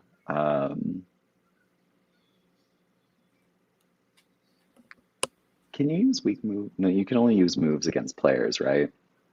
No, you can use moves against anyone. Oh, okay, cool. So, I think that there's this unsaid thing that's happening right now where it's like, I'm using my weak move, ask how camp has lost its magic for your character. I think you can feel it in the room. For Blossom, she doesn't think the camp is a safe place for her, for anyone anymore. You can tell that she knows something is here and it wants to hurt her.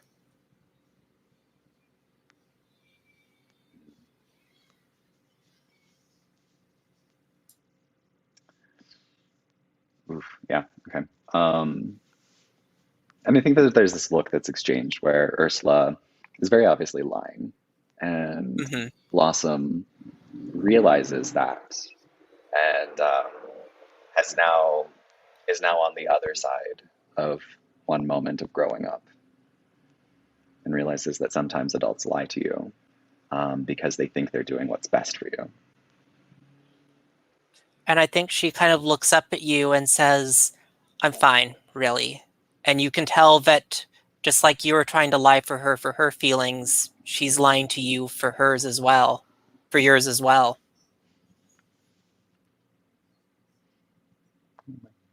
And I think that's where we end the session for the day. I'm gonna close out the video now. Thanks anyone who's watching for this very depressing ending session. Thanks for everyone for playing. I had a lot of fun. See ya. I think that, yeah, That was yes. That was I did it the again. Leave Studio rather than the. Did it again, and